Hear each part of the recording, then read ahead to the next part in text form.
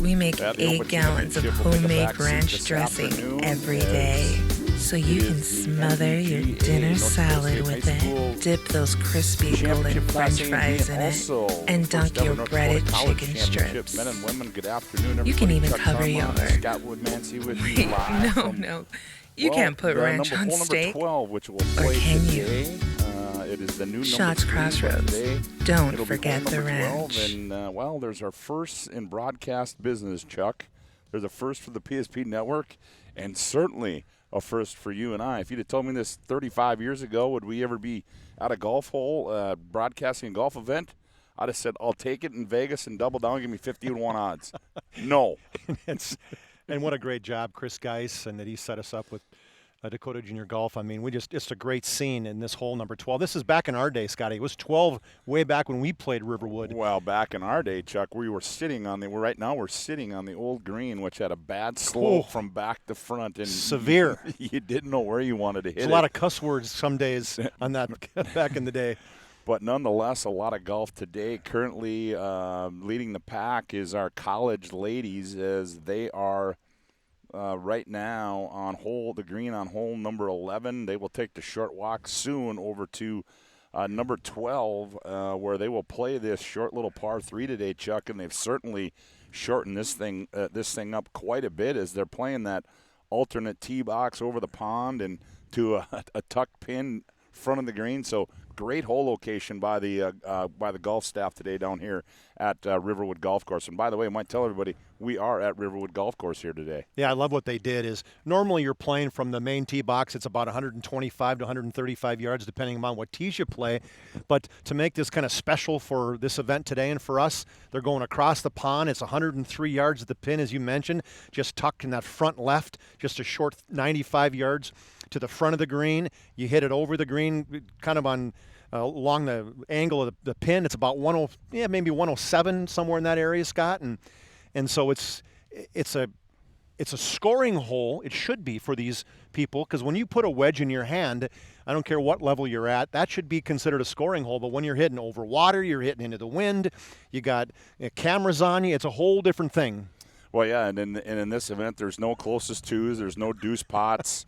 So this is a situation on this hole, Chuck. I mean, this is one of those holes that really could certainly make or break a tournament for you. You know, I mean, you want to be hitting at a smart part of the green, and here today it appears it's that middle half of the green, which we'll see as they approach, as they are ladies, the college ladies finish up on number 11 over there. And leading the way right now is Abby Schmidt, local gal from Bismarck. She's 1 over today, shot a 5 over yesterday, 77. So Abby Schmidt leading the group of a couple of big names. A couple of names from Kuznick from University of Wisconsin, a young lady also North Dakota gal, Bredemeyer from Northern Iowa.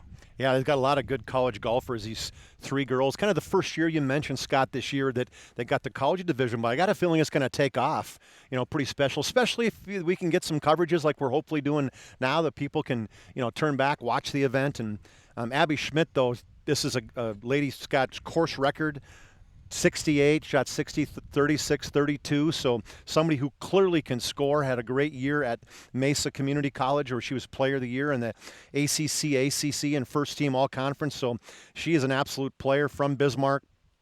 Originally, went to Bismarck St. Mary's, and, it's fun to see some locals come back and play in events like this, and surely she's playing well, as she's got a 3-shot lead right now, as you mentioned, over Lily Bredemeyer and Camille Kuznick. Well, we would be remiss if we didn't give a kudos to the brain trust of this whole organization. Our producer today, Nick Hallberg, is he's in between the quiet venue of the golf course here at Riverwood, and then he gets to head west, where they're going to rev it up a little bit and then do a little racetrack car racing going on out in Dickinson. But hey, nonetheless, as we're driving out here, give a lot of credit, Chuck, to not only Tim Doppler, the head PGA pro down here, and the staff of Riverwood, because the golf course looks absolutely fantastic. Greens are good, fairways are good, fairways are tight. Boy, I tell you what, these kids are getting treated to a certainly a great venue here this afternoon. When you talk about the superintendent, Brad Schultz, this morning before we got here, they were talking about the bunker right in front of us was unplayable.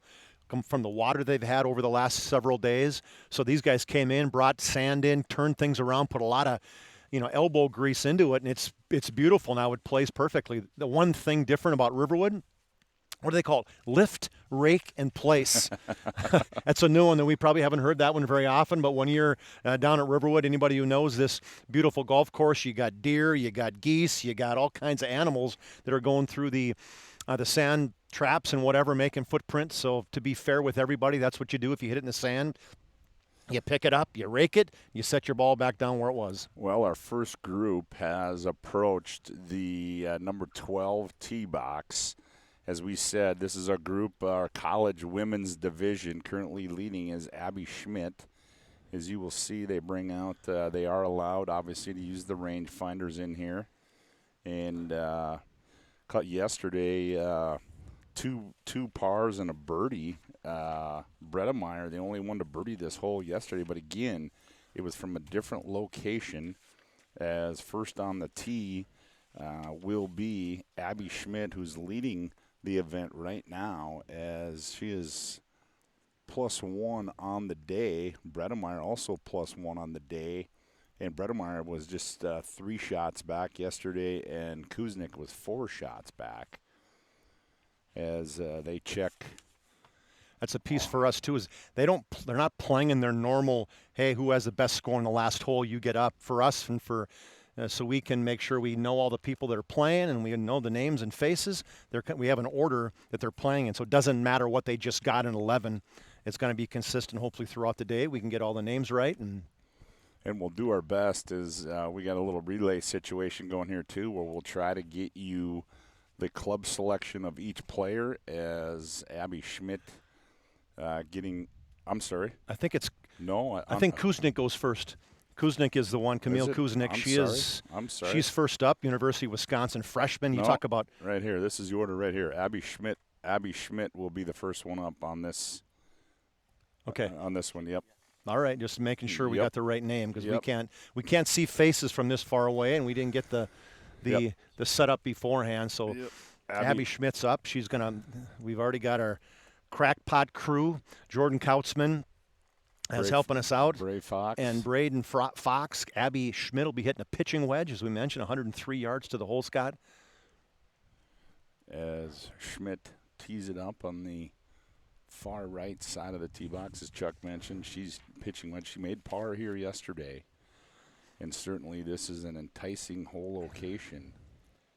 And that front left, I'm going to guess most people are probably going to aim to the middle. It's a little kind of a simple right to left downhill putt. The greens are rolling. We talked probably around the 8.5 to 9 is what we checked. We were throwing some balls out there beforehand, checking things out. As Abby goes through her pre-shot routine.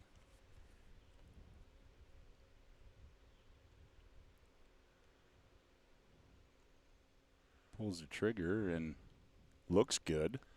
Ooh, and it is short. Just a hair short, and that's another piece. As we walked over there, you can't necessarily tell from the camera angle, but it drops off severely to the red line. And ultimately, I mean, I was standing down there below, and I'm 6'4", and I could not see the top of the green from all the way in the bottom. We couldn't see from here if the ball rolled all the way back down into the hazard line, but most likely she can still hit it, still find it, and hit it from there. Well, yeah, and two, the other thing they got to play into factor, this kind of sits in a little area, Chuck, where that wind has a tendency to change a lot. And right now it appears it's out of the west, so partially into the face of Lily Bredemeyer. She's got a 52-degree gap wedge in her hand, as we saw Schmidt come up short. And we checked, too, as our voices carry. Scott and I have fairly loud voices, but thankfully the wind's behind us. So ultimately we can talk fairly normal voice, and the girls can, or anybody can hear us from the green. Well, we'll see here what Bredemeyer decides to do, or how she ends up. As we said, Abby Schmidt short. Bredemeyer, and that one's going to be – oh, that's a pretty good shot. Yeah, it took a nice bounce, Scott. Missed the green, but I guess if you're going to be in a position where you want to, if you're going to miss the green, you want to miss it short front, right up the hill. Probably going to move a little left to right based on now Camille Kuznick from University of Wisconsin, a freshman from Orono, Minnesota. Yeah, you talk about records. 125 tournament wins in her amateur career, including 60 top 3 finishes. So pretty impressive. Camille Kuznick, obviously going to University of Wisconsin, Big Ten. That's big time. Now the wind, you can feel the breeze pick up a little bit more, so we'll see. She seems to be comfortable with the club she has in her hand. Is 52-degree wedge as well. A good swing there. Ooh, that looks really good from our vantage point. And she's going to get on the front half of the green. Yeah, nice shot right in front there, Scott. So those are 2 good shots there, ultimately. Yeah, you talked about Kuznick, Chuck, in art major at the University of Wisconsin, but boy, just fantastic numbers that she has put up, and not to mention, well, you know what? I mean, and the thing about this event is you get to see a lot of different kids and come through and what they do and things like that. But alpine ski racing is one of the, I don't know if I call it a hobby, but she was a U.S. Junior Olympic medalist one time. She was a U.S. Junior Olympian 2 years, U.S. Ski Association All-Central Team 1 year, NASTAR National Champion medalist. So, boy, she's got some skiing ability as well, too, Chuck. Obviously a very good athlete. So girls pushing their push carts. Got some people helping them. Maybe a friend pushing it. Looks like a couple of, maybe mom on one of them. I'm sure. As Abby Schmidt will be away, so she was the one. I believe Abby is taking the walk here to the front portion, leading the pack.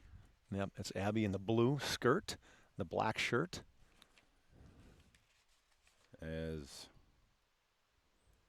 they come up and survey just what they have to deal with here is the last person that's Kuznick in the front half of the green here. No, I'm sorry, that's not Kuznick. That's Bredemeyer as she came up short front.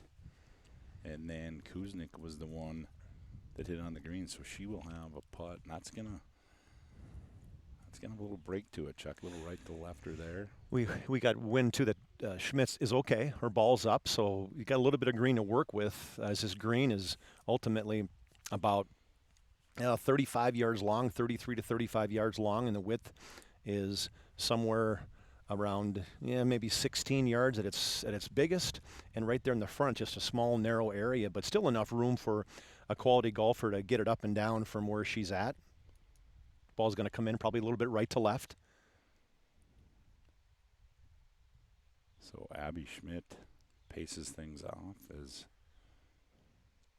different pre-shot routines you'll see here. Takes a look at it, and it's nice that we're downwind. I'm going to do the major whispering is bad. Well, we just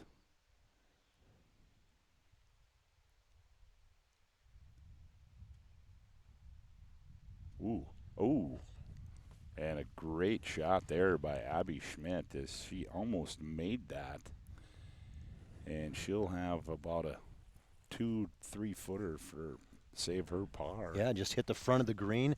Good touch there as it rolled right to left. Just missed the pin, so good job getting up and down. Nice calm nerves for Abby.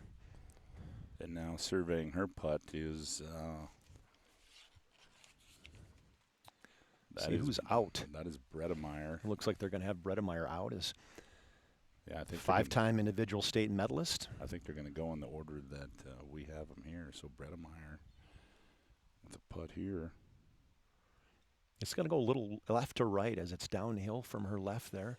Going to have to hit through a little bit of the fringe. Scott's going to slow it down a little bit.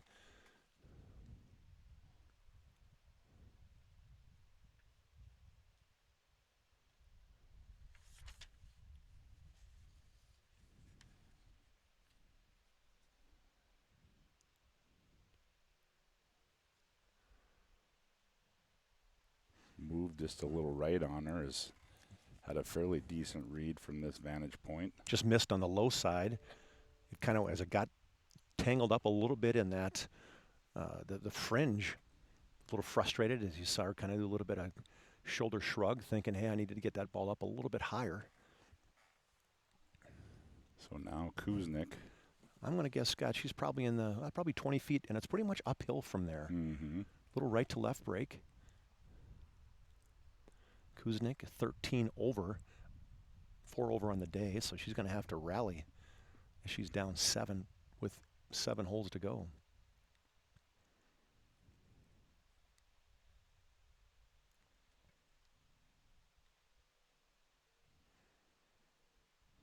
Oh.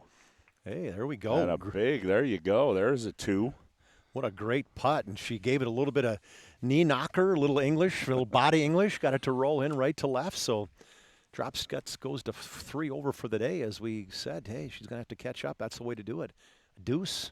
Talked about deuce pot, Scott. They're right there. So Schmidt now, she'll just have a little tap in for her par.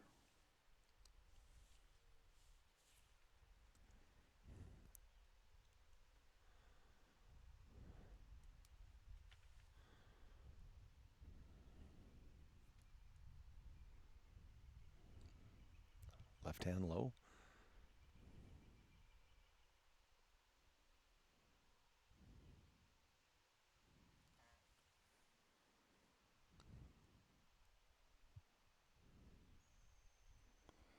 And she's able to save par as Schmidt. So Makes the knee knocker.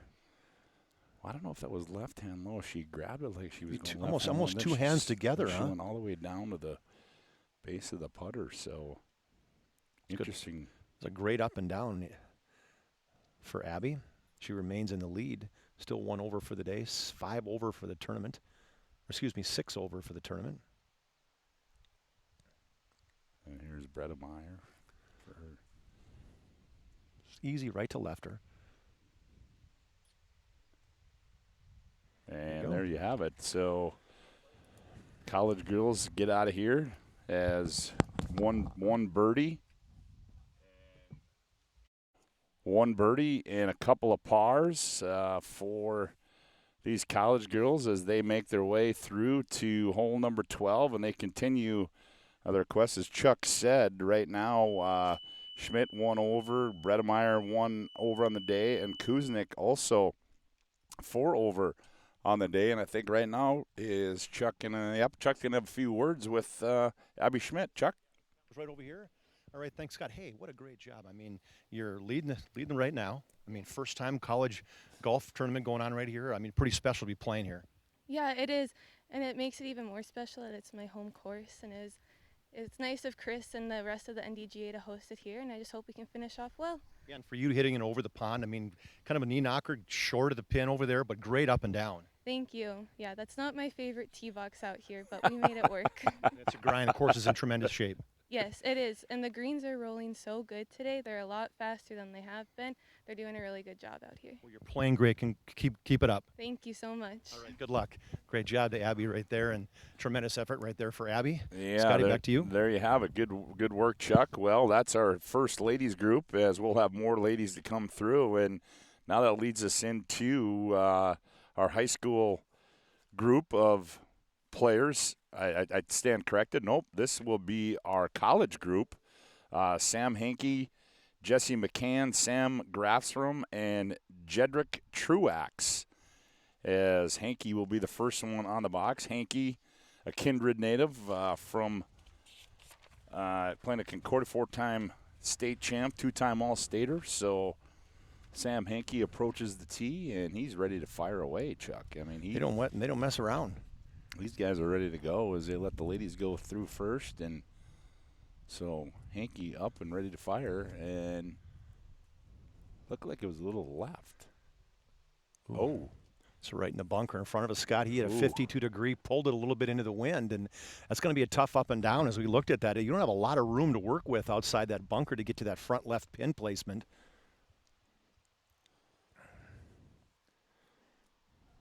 And that will our next on the tee will be Jesse McCann out of Bison, South Dakota. Bogeyed this yesterday. Jesse's hitting a 50-degree. Be a tough up and down going to be for Hankey as he found the bunker here right in front of us. So we'll see if just an easy swing, Scott. A little too easy it appears, as that one's going to be Just in front. Boy, you know, and it's ironic, Chuck, we talked about how we thought everybody was going to try to hit to that middle part of the green, right, you know, right above the pin, and boy, everybody's been short or left. Yeah, they're going right at it. Dead red, right? That's we said they got a scoring iron in their hand. That's what you got to do. You got to go right at it. Well, Chris Geist informed us that a number of these kids knew that this was the tee box, so a lot of them played this was going to play on day 2. A lot of them played it in round 2. Here's left-hander from Concordia, Sam Grathram from Roseau, Minnesota. Sam with a 56 degree. Just a short follow-through into the wind. Good swing. Good shot there by Sam Grathram. That's what we were talking about, Scott. That's kind of the spot we thought we'd see a lot of people kind of play to the right of the pin. And next on the tee probably will be my pick if we're going to have an all-name team in this tournament, Jedrick Truax. Goes by the Jed, University of Jamestown freshman. Jamestown High School product, 2-time All-WDA. Got the green Titleist hat on. Overlapping grip. Truax again with a 56-degree wedge here.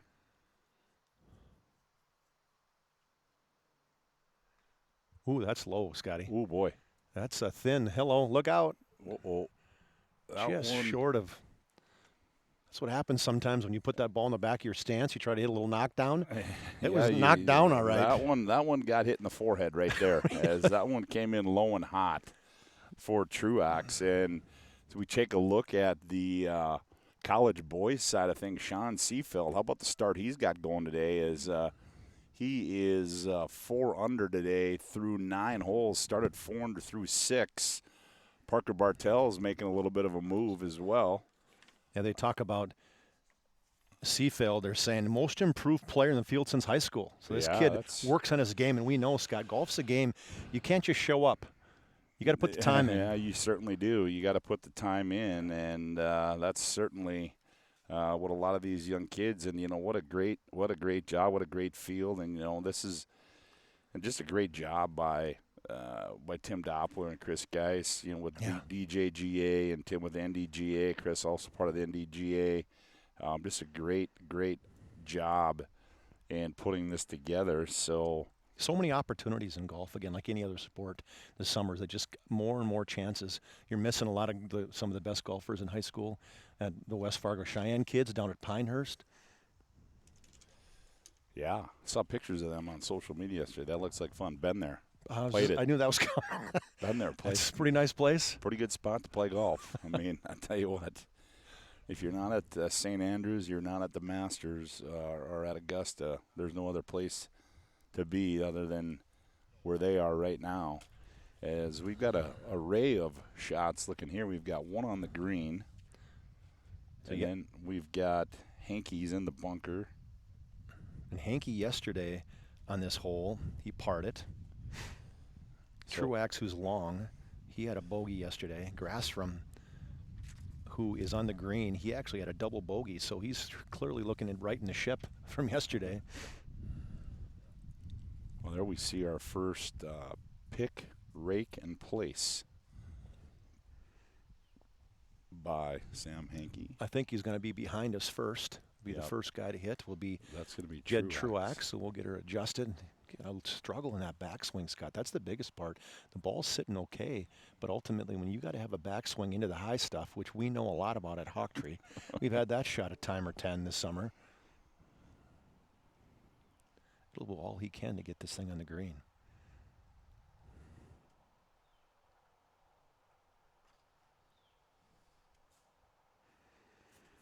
Yep, and that's what happens is you don't want to get cute with it because you know going back the other way, you've got that pond lurking on the backside of that thing. You got the hazard behind you, right? That's the hard thing when you're going to hit down. You just don't know what it's going to take off. Right after he scolded one off the tee box, so he didn't want to go 2 for 2. So Truax he'll still be up.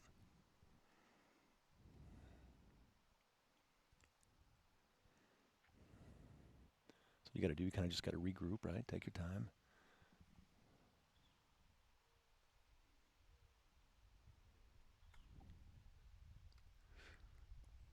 That was a thin, tight lie as well.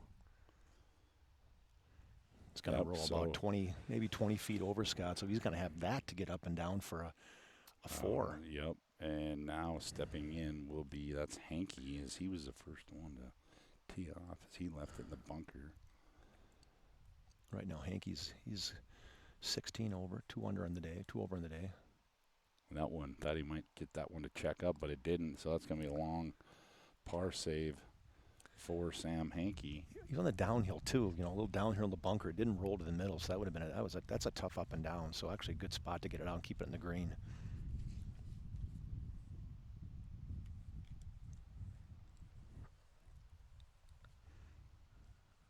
This is McCann. Nice little chip there by McCann from Bison, South Dakota. Yeah, Playing that's really golf at nice. Dickinson State right now. Good hands there too. Just kind of open the club face up and let the ball land softly.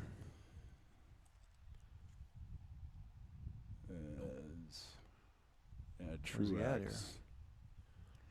Truax struggling a little bit today, but 13 over on the day. Yesterday shot 95. McCann's 2 over on the day, 18 over in the tournament.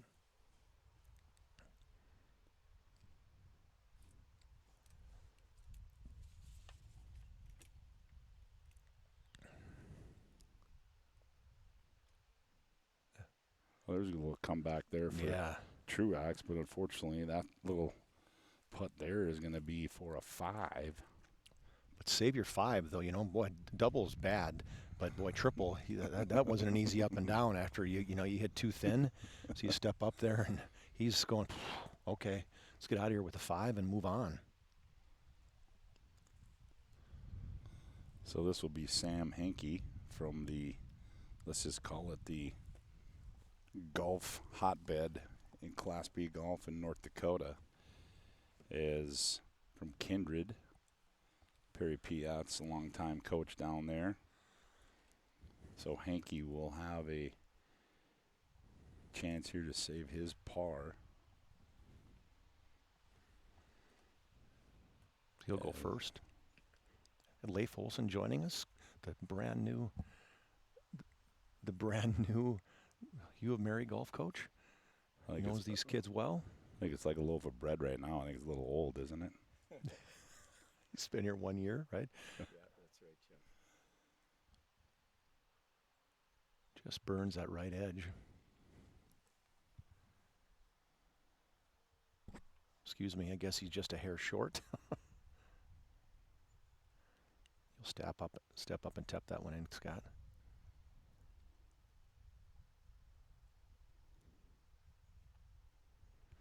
There you There go. you go.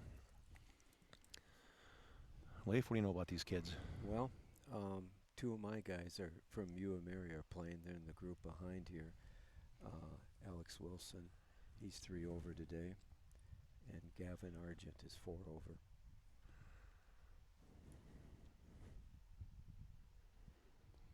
That appears to come up a little short. Can't see the cup from, not sure how close. Oh, Just looks went like- by, Scott, on the Oh, it high did? side, Okay, it so did. good putt there. Yep. He'll tap in. And now this will be McCann.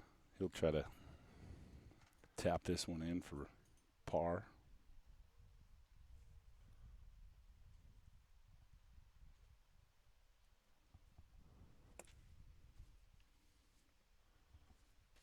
There you go. And now Truax. So Hankey and McCann get 4s. Grafstrom with a 3, and Truax trying to get a little tap in for his double bogey.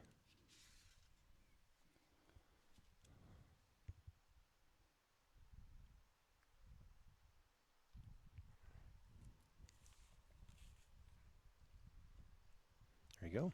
And Truax, well, fortunately from this hole, he's got a little bit longer walk than the last hole from green to tee. He can He did throw peace this- walk? Yeah, he can do a little forced march and kind of get this one out of his head and move forward. But hey, Leif, how's the experience been, man? I mean, that's a whole new experience for you. Yeah, totally, Scott. It's been awesome. The guys are really great.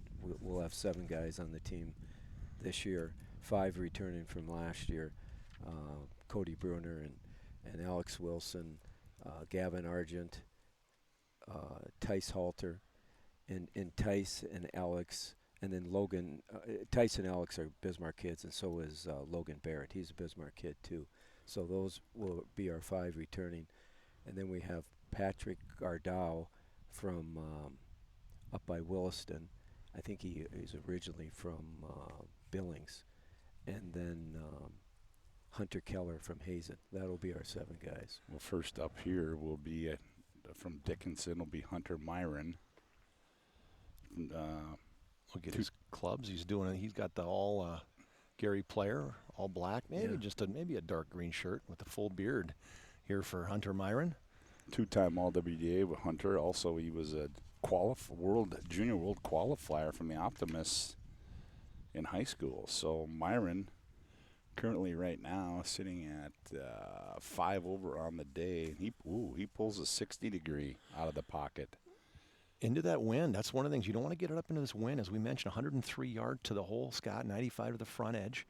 And the wind's blowing. Right now it shows 17 out of the northwest, so you're right in the teeth of that wind life. Yeah, that doesn't seem like a lot of club for that shot. But I've been watching him for about 6 holes. All 4 of these young guys coming up here just hit it a mile. And all these kids nowadays, it seems like you look at a kid, they're 5'4", Yeah. wiry, and then all of a sudden he ropes one by you to about 310. So here's Myron, 60 degree wedge. Oh, he got it there. Yeah, he did. Nice. Going to come back. Yeah. Oh, wow, Oh, on a boy, is that string. good shot. Pull the cork there Wow.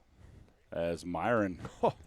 That appears to be about a 4-footer for birdie for Hunter Myron. That might be inside of that even, Scott. Yeah, as it he might hit be. it. He hit it about 107, maybe 110 yards, and just snapped it right back after the one bounce. Brought it all the way back to about a foot right. I think, Leif, if you were playing, you'd pick that up. I think I would. That's a gimme right there. Well, speaking of the University of Mary, and here's Alex Wilson. Why don't you tell us about St. this Mary's. kid? Alex is really a good kid, a nice guy. He's really even-tempered. Just keeps on trying hard. Never gets upset. Here's a nice shot. Yeah, got a nice little kick there. 62 degree wedge there for Alex Wilson, and then another one of your products, Gavin Argent out of Minot, the 2021 State Class A champion. He is talented as can be. Great ball striker. Hits a ton of good long irons. Great off the tee. Has a real nice game. That's just a smooth, controlled swing. Yeah. This looks good. Argent. Yeah. Throwing darts, everybody is. And then we go another North Dakota product here from Stanley, North Dakota, Seth Hetzel. I've seen Seth play about 6 holes today, too, and he is long off the tee. Yeah, tall kid. He's a big kid. Yeah. All-state basketball player, golfer as well for the Blue Jays. Know his father really well. You do? Heath, I'm guessing his father might be around here somewhere. Okay. I know he likes to follow. He said he's going back to the farm after college. Oh, really? Yeah. Oh, he comes up a little short there. So 4 pretty good shots into this this pin right here, and Myron's going to have a really good look at a birdie putt right now. As we said, Myron is 5 over under the day. Argent is 5 over, and Hetzel is 8 over on the day. As And then last guy, Alex Wilson, he's 3 over. 3 over, yeah. As Wilson sits in a tie for 7th right now. But the guy leading the charge on the day is Sean Seafield. Leif, the young man from Dickinson, goes 4 under in 6 holes. So right now, he's leading the way. Right, started out like a house on fire, just knocking the pin down. You know, Leif, too, you look at, just driving out here and, the number of times you've played this golf course, and I think it's really fair to say over the course of last year, this golf course is probably the best a person's ever seen this place in a long time. I tell you, Scott, it just seems to get better and better and better. It is in wonderful shape.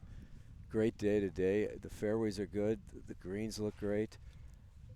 Everything's green. The rough's lush, maybe too lush.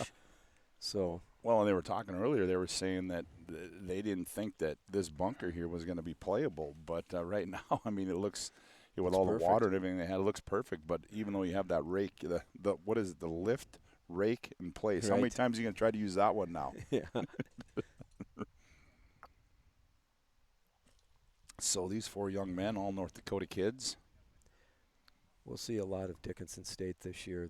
We're having a tournament in September 19th and 20th, one day at Riverwood and one day at Hawktree. Dickinson's coming to that, and the week before we're going to have a match play tournament just up at Hawktree. Dickinson, Valley, Jamestown, maybe Minot are going to be at that one. So A lot of great courses in this area, too. I mean, Yeah. Riverwood's awesome. Hawktree's in phenomenal shape. We know Prairie West, what they've done over there in terms of how fast those greens are. So, man, you just got all kinds of opportunity for great golf in Bismarck. You know, that's what I try to tell kids when I'm recruiting There you go. is the type of golf we have in the golf dome too for winter Oh, golf. absolutely. So here's Hetzel now. He's going to have a little pretty good look at birdie chip here.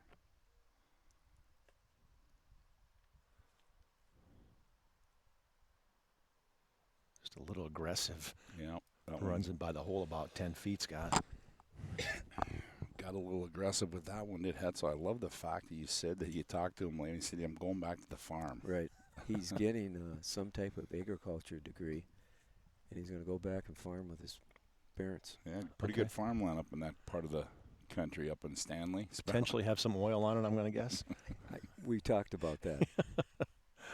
That's what he's hoping for. So this is Wilson's. This is a little bit. This is almost in the straight uphill spot, Scott. When you were looking at rolling some ball, that's about the one spot where it's a fairly straight putt.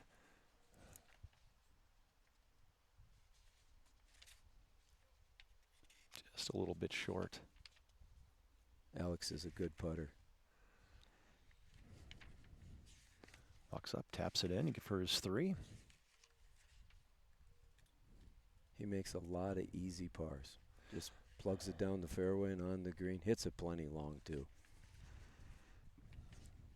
So Hetzel, Scott, after that chip by, he's still out. That just shows you how close Myron and Hunter Myron and Gavin Argent were.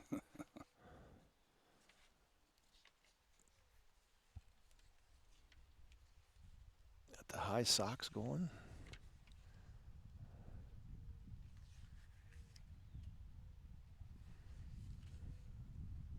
Using a Titleist Pro V.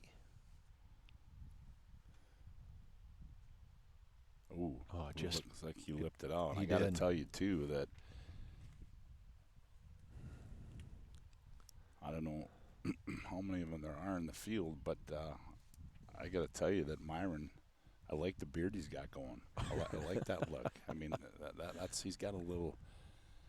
I don't He's know, is grown that for a while. I don't know. Is that a little Tommy Fleetwood kind of look to him? I don't know. Maybe? I was thinking more in the, that Alabama kind of working on that one. Argent, just an easy one. Oh, man. Missed it. Ran it That's a tough one as he ran it by the hole. It was only about 4 feet, Scott. Scotty Cameron putter. Taps it in. He's going to be frustrated with that one. by. Yeah, Argent. Let one slip there. There you go. That's Oh, automatic. boy. Nice He bird. doesn't waste any That time was- there. That was not even a foot, I don't think it was, based on how long it took that. So there's our second group of the college kids to come through as they will proceed on to continue their round. As we said, for this round, they have reversed Riverwood, is that this hole right now currently plays as hole number 3, but for this event, they flipped the 9s, and so they will end on the new 9. Yeah, and so before you leave, Leif, I mean, you're a legend in terms of, Dakota Junior Golf. You were probably around when it started. Yeah, Right, I you, think I Bill was, Fleck, yeah. Dan Waldock, and so just talk about what golf, how it's just progressed since back and getting junior golf involved, and the Dan Waldocks and Bill Yeah. Flecks and those people that really have been such an influence. To me, that it all started with Dan. He came here in about 1976. I was about 12 years old, and he started having junior tournaments for us. We'd have one at Riverwood, one in Mandan, one at Tomo, one at Apple Creek, and then we'd have an all-city tournament at the end of the year. And a lot of my friends are from that group. You guys know a lot of them. Yep. Brad Josart, Stu Hansen, Bill Miller, my brother. That we've played golf with each other for a lifetime and met you guys too. So golf is golfers are who my friends are. It's who I hang out with. It's what I like to do. And we got great places to play. Yeah, and when you talk about that, when you go back and, one of the things you say if you had to do it all over again, and I know me, it'd probably be get into golf earlier and just the amount of places that this game has taken you and allowed you to do the things and meet all these different people and make all these different contacts and just what the game of golf how – it's kind of a small circle in general, even though it's a worldwide game. And all these people that all three of us play with up at Hawktree, guys our age, guys older than us, a lot of guys younger than us, wonderful people. We've met a ton of nice folks from playing golf. And it's where a lot of us get all of our a good portion of our entertainment from, and exercise, being outside, and all that good stuff. A little bit of competition too. Absolutely, man. Well, thanks, Leif. We appreciate it. I suppose you want to get on with your University Mary guys. Boys. Yeah. Appreciate you stopping by. We love the insight. Yeah, we're excited for our fall. We're gonna have a nice schedule. We got a full fall of tournaments from early September through October. We expect good things from the U of Mary. And thanks, guys, for putting golf on PSP Network. Absolutely. Awesome. Happy to do it. You got it, man. Take care, buddy. All right, bye. Appreciate it, man. Take care. There you have it. Leif Olson, head golf coach at the University of Mary. Got a couple kids he's got following. This leads us to our next group. And these four contain, Justin Lamp. Know that name all too well. Leighton Bartley, Neil Soney. The only Canadian in the field, and Carter Wells, as Justin Lamp will be the first to play from Fargo Davies, Concordia, all-state football player. Chris Geis is going to step in, give us a little bit of insight for the next couple groups. It's always nice to have some extra guys that are so close to the golf. Scotty, we golf.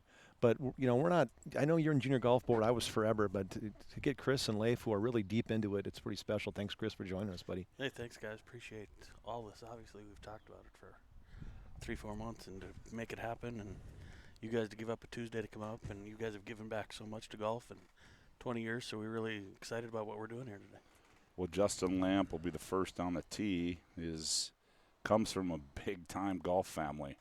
His uncle – is the director of golf at Galloway National Golf Club out in New Jersey. His father, Jeff, played at Texas Lutheran. Also, runner-up a couple times in the Pine to Palm. So certainly, Chris, a pretty stocked golf family here with this young man. Wow, great story about Justin is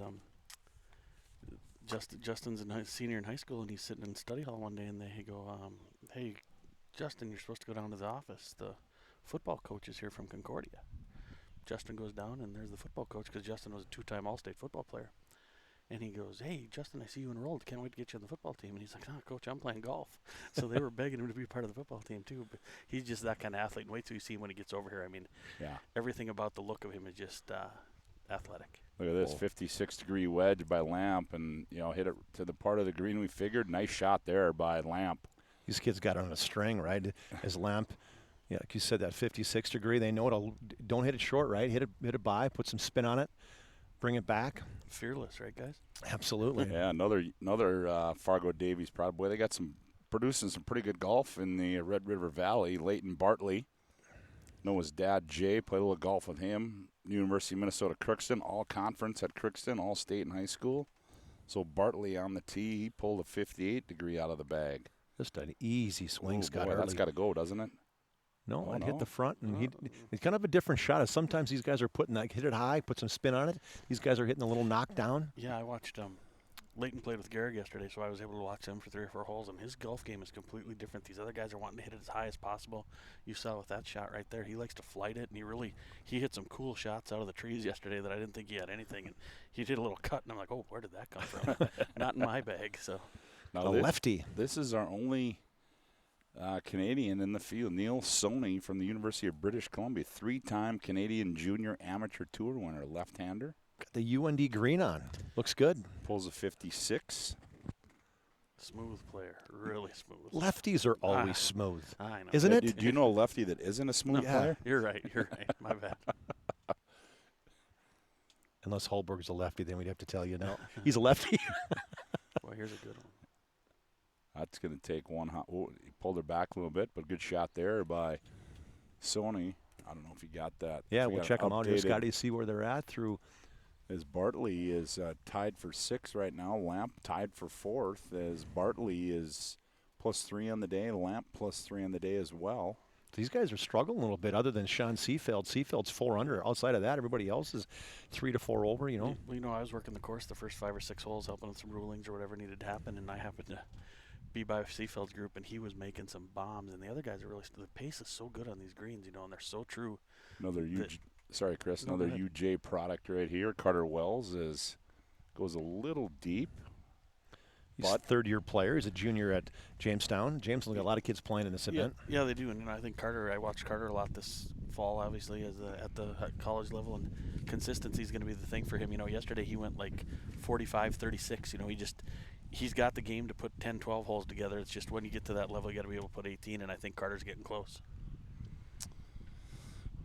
Yeah, Chris, you talk about, we had talked with Leif Olson, and Leif was, one of the guys that was, really around, was part of this DJGA when the whole thing started.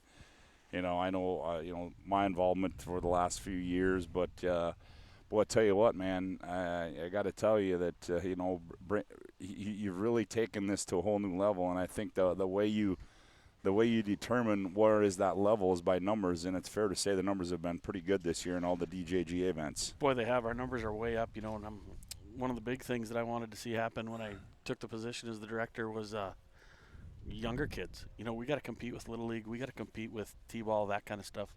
So we've added a beginner's tour, and tonight we have a 6 o'clock event over at Municipal in Mandan, all the way down to 5- and 6-year-olds, and our first 2 of those have been big successes, huge galleries, grandmas, grandpas, moms, dads, aunts, and to see these little 6-year-olds stand up at a tee and hit it 120 yards is something special. But I think that's where we're headed, and it's thanks to guys like you guys that have laid the groundwork. Obviously, Chuck was on the board forever, and now you're on it now with us, Woody, and all the good people. We got such a supportive board, and the Bismarck Mandan golf community. And that's funny that you guys just talked to Leif, because I think Mary could just become a hotbed with as supportive of Bismarck Mandan is of golf.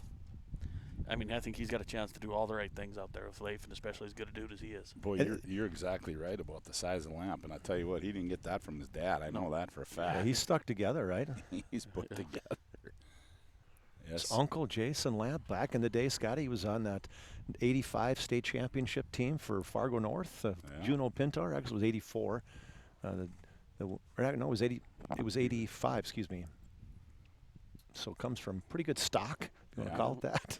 No pun intended. And he spent so much time when he was, middle school and stuff with football and focusing on that kind of stuff that he's always loved golf. He just didn't really put the time in until maybe he got to be like a sophomore, junior year, and then his senior year was disrupted by COVID. So we had the COVID championships down here at Riverwood, and on day 1 he was in 3rd place, and he was in the final pairing, and he just cracked on the back 9 of day 2 because he hadn't been in that spot of golf before. But since then, I've watched him close out some tournaments and really play well in college. Well, the first to putt here is going to be Wells, it appears, as he is out. Chuck, boy, we took a look at that one earlier when we got here. That's a quick one. It is. It's tricky. A little bit downhill. It's going to be right to left, and he's probably in the 25-foot range. Pro V golf ball.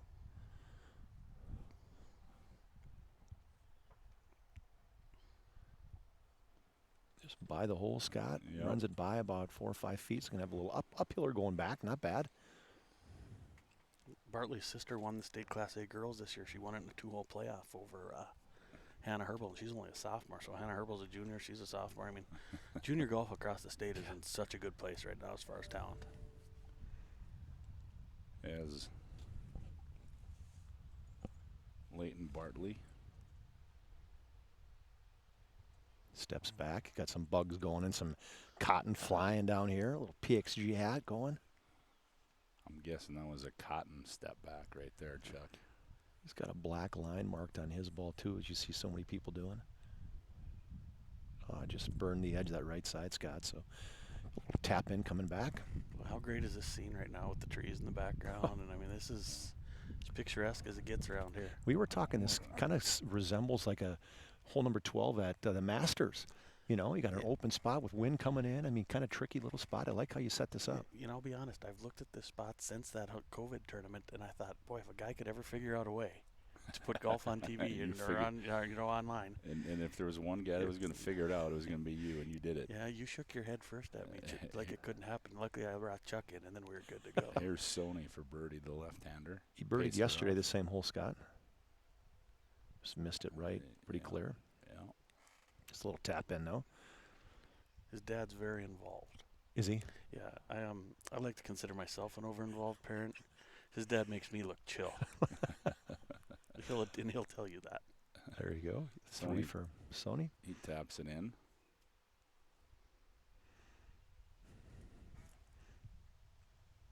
Lamp's got probably a 5-footer. It'll be right to left downhill, Scott.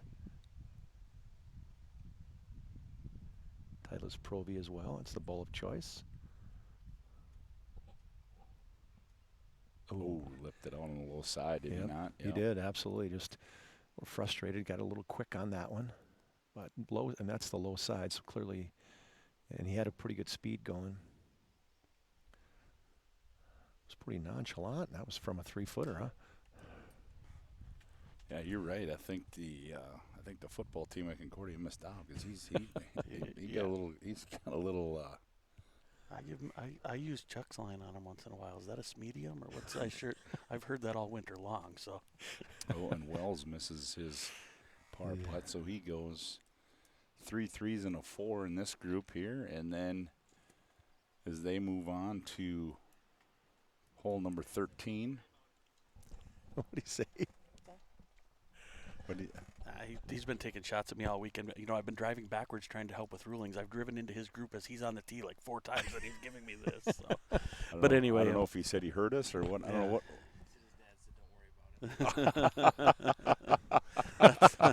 That's good stuff right there. Yeah, that's a good line. That's a good. I tell you what.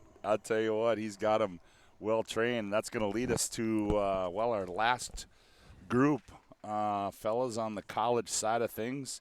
Well, here's our leader, Seafeld. Also Bartels, Grayson Wetch, and Garrett Geis.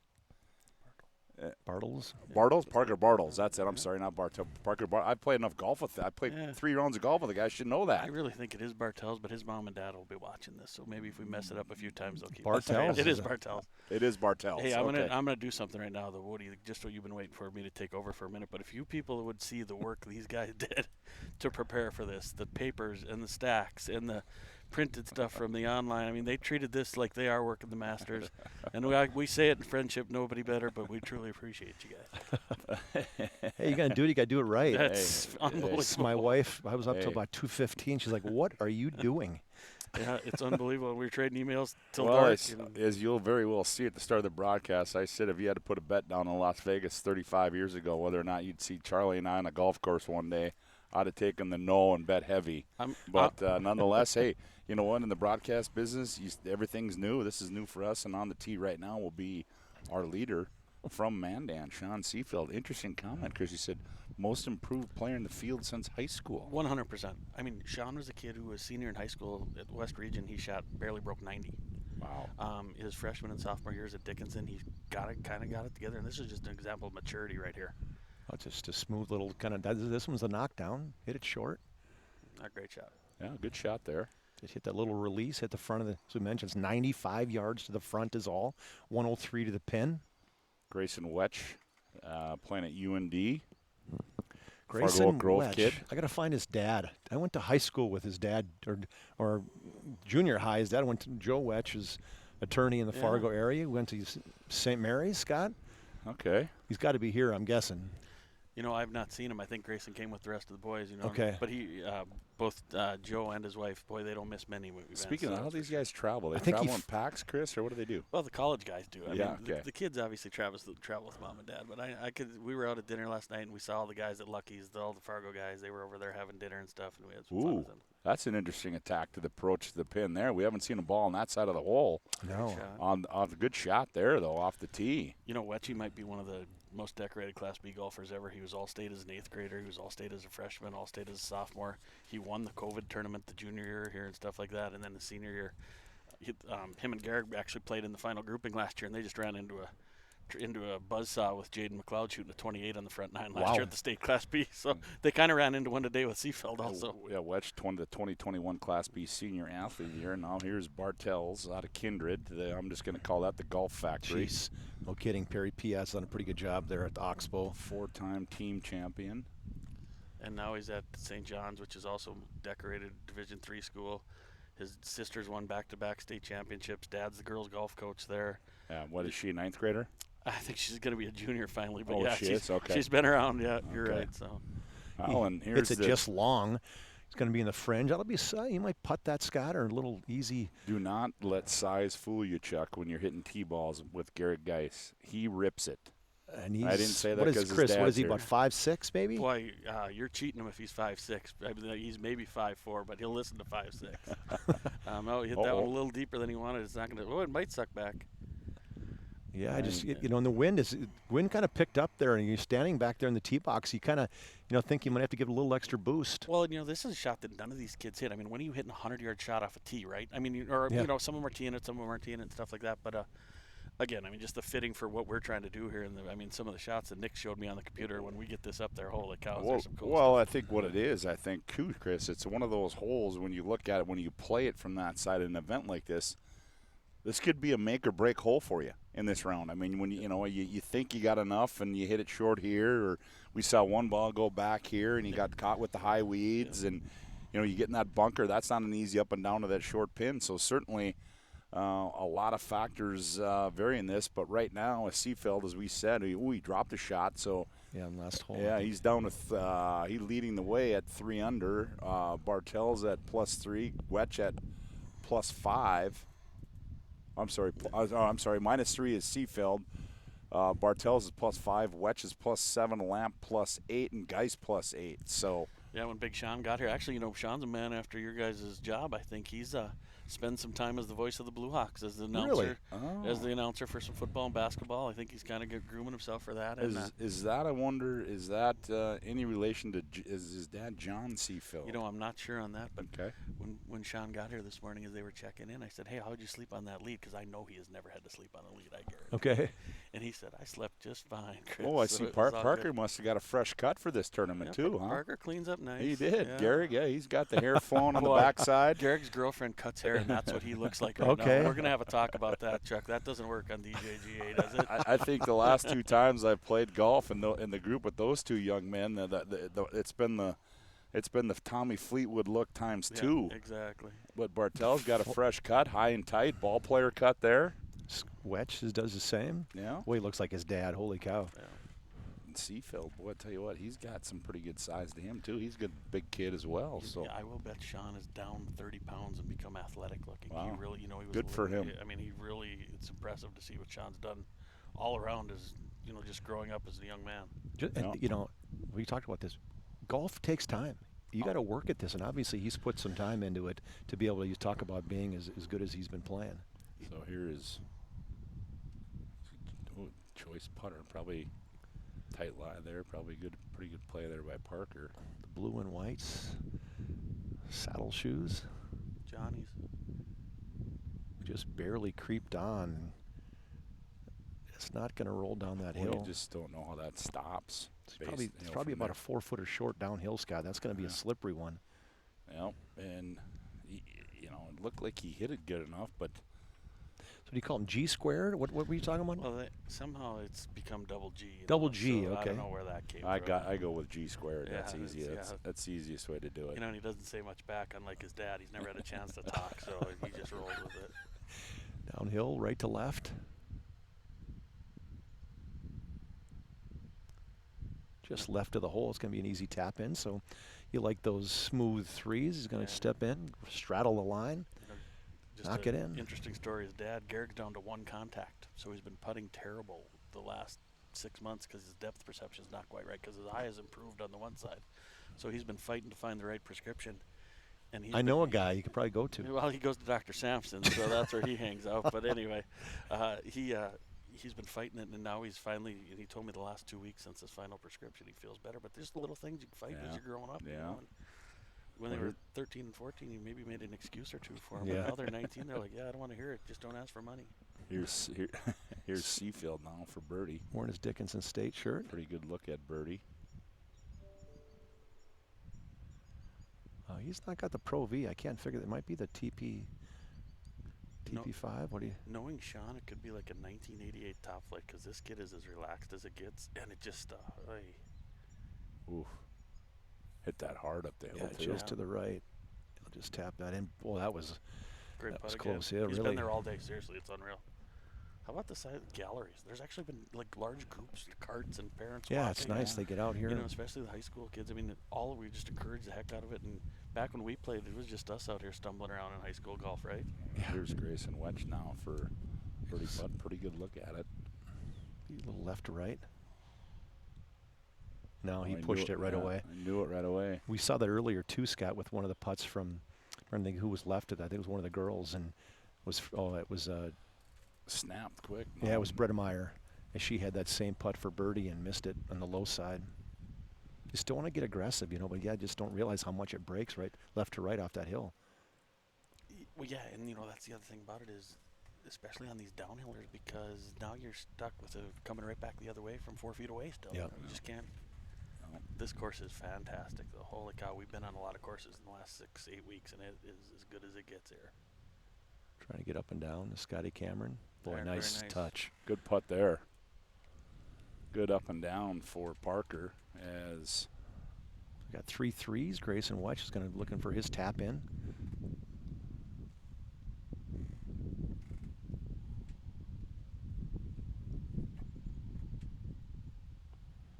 Little wind, still about 17 miles an hour right now out of the northwest. Not going to affect his putt, but right to lefter. good putt there. 4 threes.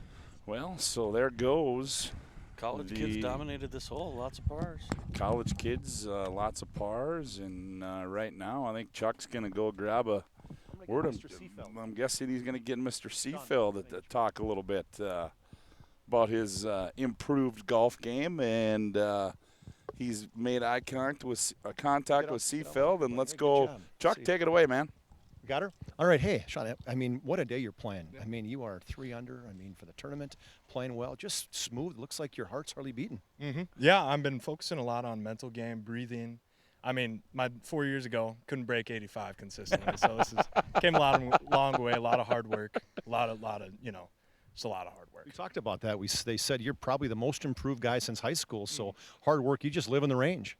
Yeah, I mean, I live at the golf course. I work at the golf course.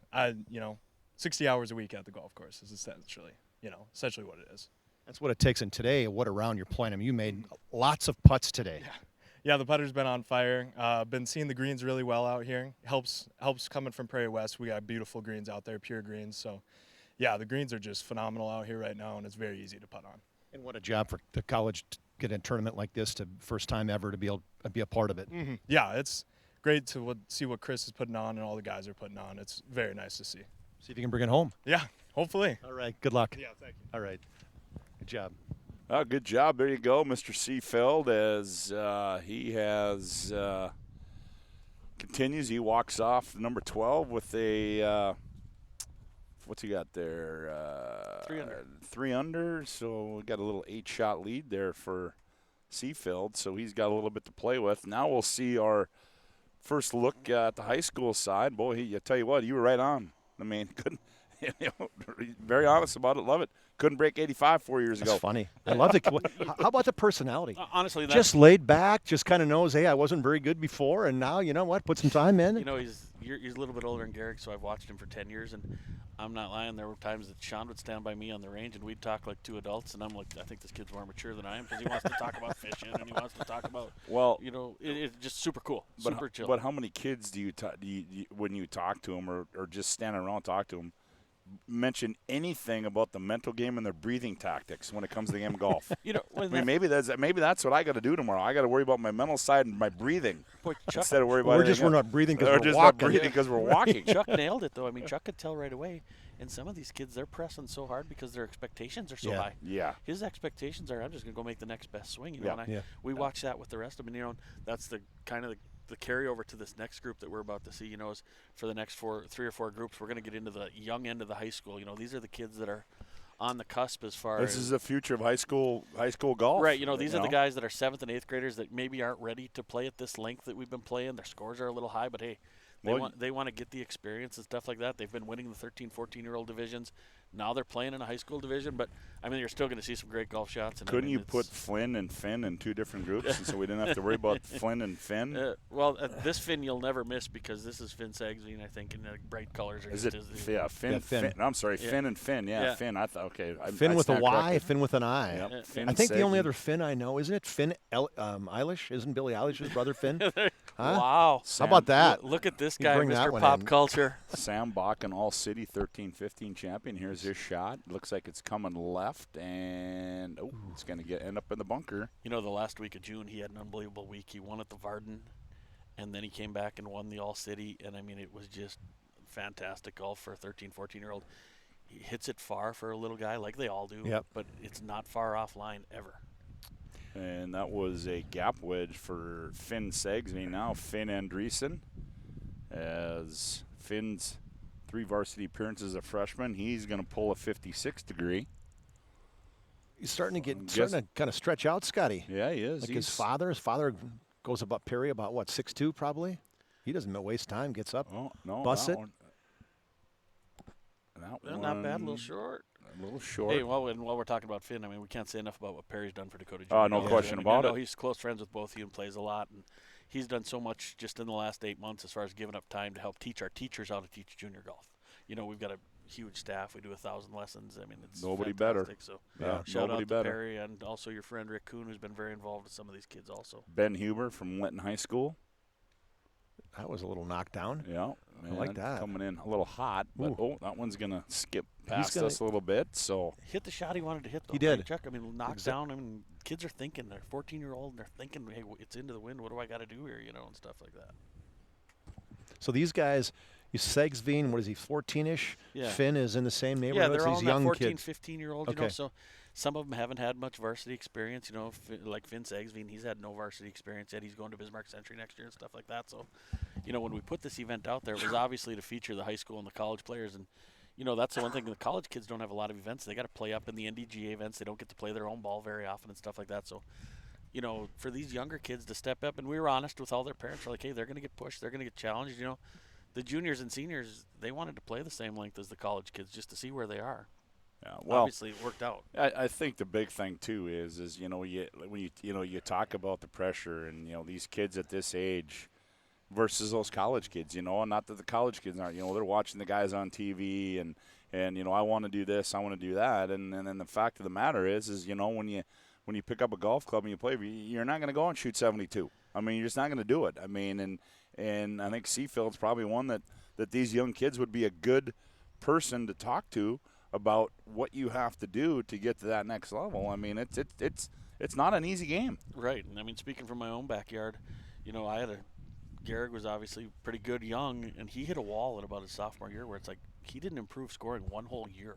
Yeah. And there were some tough nights. Oh, I bet. I mean, he was just like, I'm working harder. I'm not getting any better. It's like, just stick to it, you know, and stuff like that. And then they'll hit plateaus. I mean, that's what golf is. You know, and it's like, you know, you can go from 85 to 75 pretty fast if you learn how to chip and putt, right? But these kids, I mean, they're just grinders, and they love.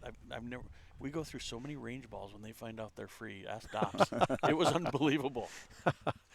Yeah, the courses take care of these kids, in terms of free golf in Bismarck, Mandan pretty much every day for juniors. I had a reunion last weekend, and a really good friend of mine, high school classmate, is Greg Hiller, who's the head pro at teaching pro at TPC San Antonio. And Greg had a storied golf career with Lamp and all those guys and Cooner and stuff like that.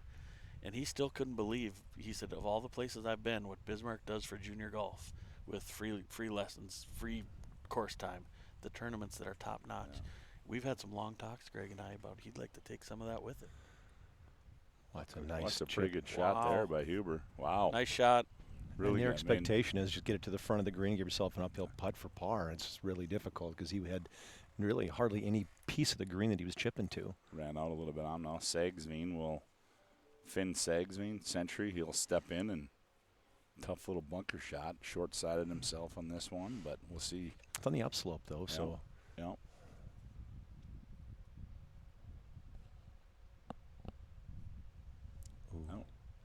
Little deceleration. Yeah, he did. You got to swing through that, open that club face up, and accelerate. But yeah, that's what happens when you're trying to hit it perfect because you got hardly any green to work with. You try to be perfect, and there it is. That was the one he was looking for. Well, there you go. Look at the maturity there for a 14-year-old. Stepped back off the first one. He's disappointed. Head didn't go down. He eyed his spot that he was trying to hit it. Just everything about some of these kids, their experience is just over and above what we ever had at this level. And it's just going to, why we're seeing more kids playing at the Division I, Division II, NAIA college level. So chipping, hopefully he didn't get it from his dad. Well, I hope this Andreessen has got some sort of touch. Don't ask your dad. Maybe how to do it. Do as I say, not as I do. Well, we know he got part of his game from Grandpa, and that's talking about it. And we say that, and look what happens. Stay on. Hang on. Oh, I don't know how far it rolled down that hill, but that's, again, when you're trying to be perfect, that's the difficult part. Yeah, when you get up there, you almost have to know, you know what, take 5 out of the spot because this is going to be a tough. Let me get it up. Let me give myself a chance for. Tough lie there, the thick rough, kind of, and there's some sand laying in there from the bunkers and stuff like that. But, shout out to these kids, though. I mean, like these Class B kids, when we told them we're playing 6,000 yards, okay. I mean, Class B kids are used to playing 51, 52. Really? So that big of difference. These Linton kids, and stuff like that. These middle school kids like Finn here, they play middle school always at the forward tees. They play, less than 5,000 yards and stuff like that. It was, and you know how hard this golf course could be. There's a great shot right there by Finn. That was smooth comeback on that one. So he's going to leave that one short. There by what's got about 5 feet probably up the hill. Yeah, Andreessen, good there. Now here's Huber. Is his attempt for par. He doesn't miss any time. Ball wasn't even marked, and he's up there. That's small town golf right there. It is. We just roll. Hey, get out of the way, right? We're trying to move. We're trying to get more holes in before dark. And when we talked last night about when we get to this section, as we wrote up the media guide, it's like, okay, these guys don't have a ton of history and stuff like that, but just getting them out here and how we can just fill some time with talking about, the programs and how these kids are building. Dan Carr's been the basketball coach at Linton for 40 years. He's also the golf coach. I can't tell you how many trips they've made to the state golf tournament. He's always got 5 kids that can shoot a score. Yeah. And some of them are 7th and 8th graders, and I always ask when he's retiring. It was always going to be, I got a grandkid. Well, now I think he's got a, great uncle or great nephew. But, I mean, some of these small town have really built some stuff, too. Leaves the pin in. You wouldn't do that at Hawktree. Right to left, just left it short, Scott. That's the play by the junior high and freshmen. They like to leave the pin and it goes faster, I think, at some point. Is that what it is? Maybe a little late in the round. A little laziness? Is that what you're saying? Well, it's, no. It's just a little late in the round. They like to get going. Here's Huber for bogey. Our guy Doppler's on the way. Made it. Doppler's on the way. I texted him. Perfect. He's coming to jump on with you guys. And all right. Let me take 1 second to just thank Tim, right? Absolutely, man. That guy is all hours of the day. Is this first 4? Yep. Oh, boy. Oh, I tell you what, slam dunk. But yeah, you're right. Chris, you're right. I mean, absolutely well-deserved. Leif mentioned Dan Waldock and everything Dan did, and boy, Tim just bridged that gap, didn't he? I mean, He did. Tim worked a lot. How many years as an assistant for Dan and just kind of stepped in and then added so many things.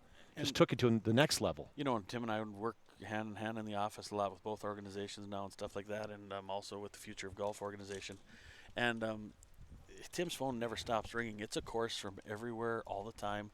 They need help with online scoring. They need help with gin. They need help with – and Tim's the guy. And he's so I mean, they're respected across the state. I mean, and you guys have heard it just from being a friend of his, how many people talk about it and stuff like that. And, you know, he works so hard, and what he's helped build and help create for these kids, that's why we have the great players we have.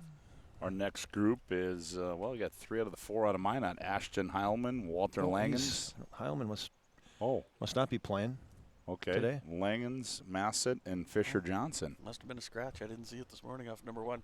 Coach Fox has got us covered there. So nice. We got to like it. We got the relay going. They're telling us Coach Fox from Braden Fox. So that was Walter there. Yep. Oh, that was Walter. Yep. Okay. He was, first on there. That was Walter. Walter's the third of, Walter's. Sorry, I missed it. Walter's dad's a very accomplished player. He's just a little short there.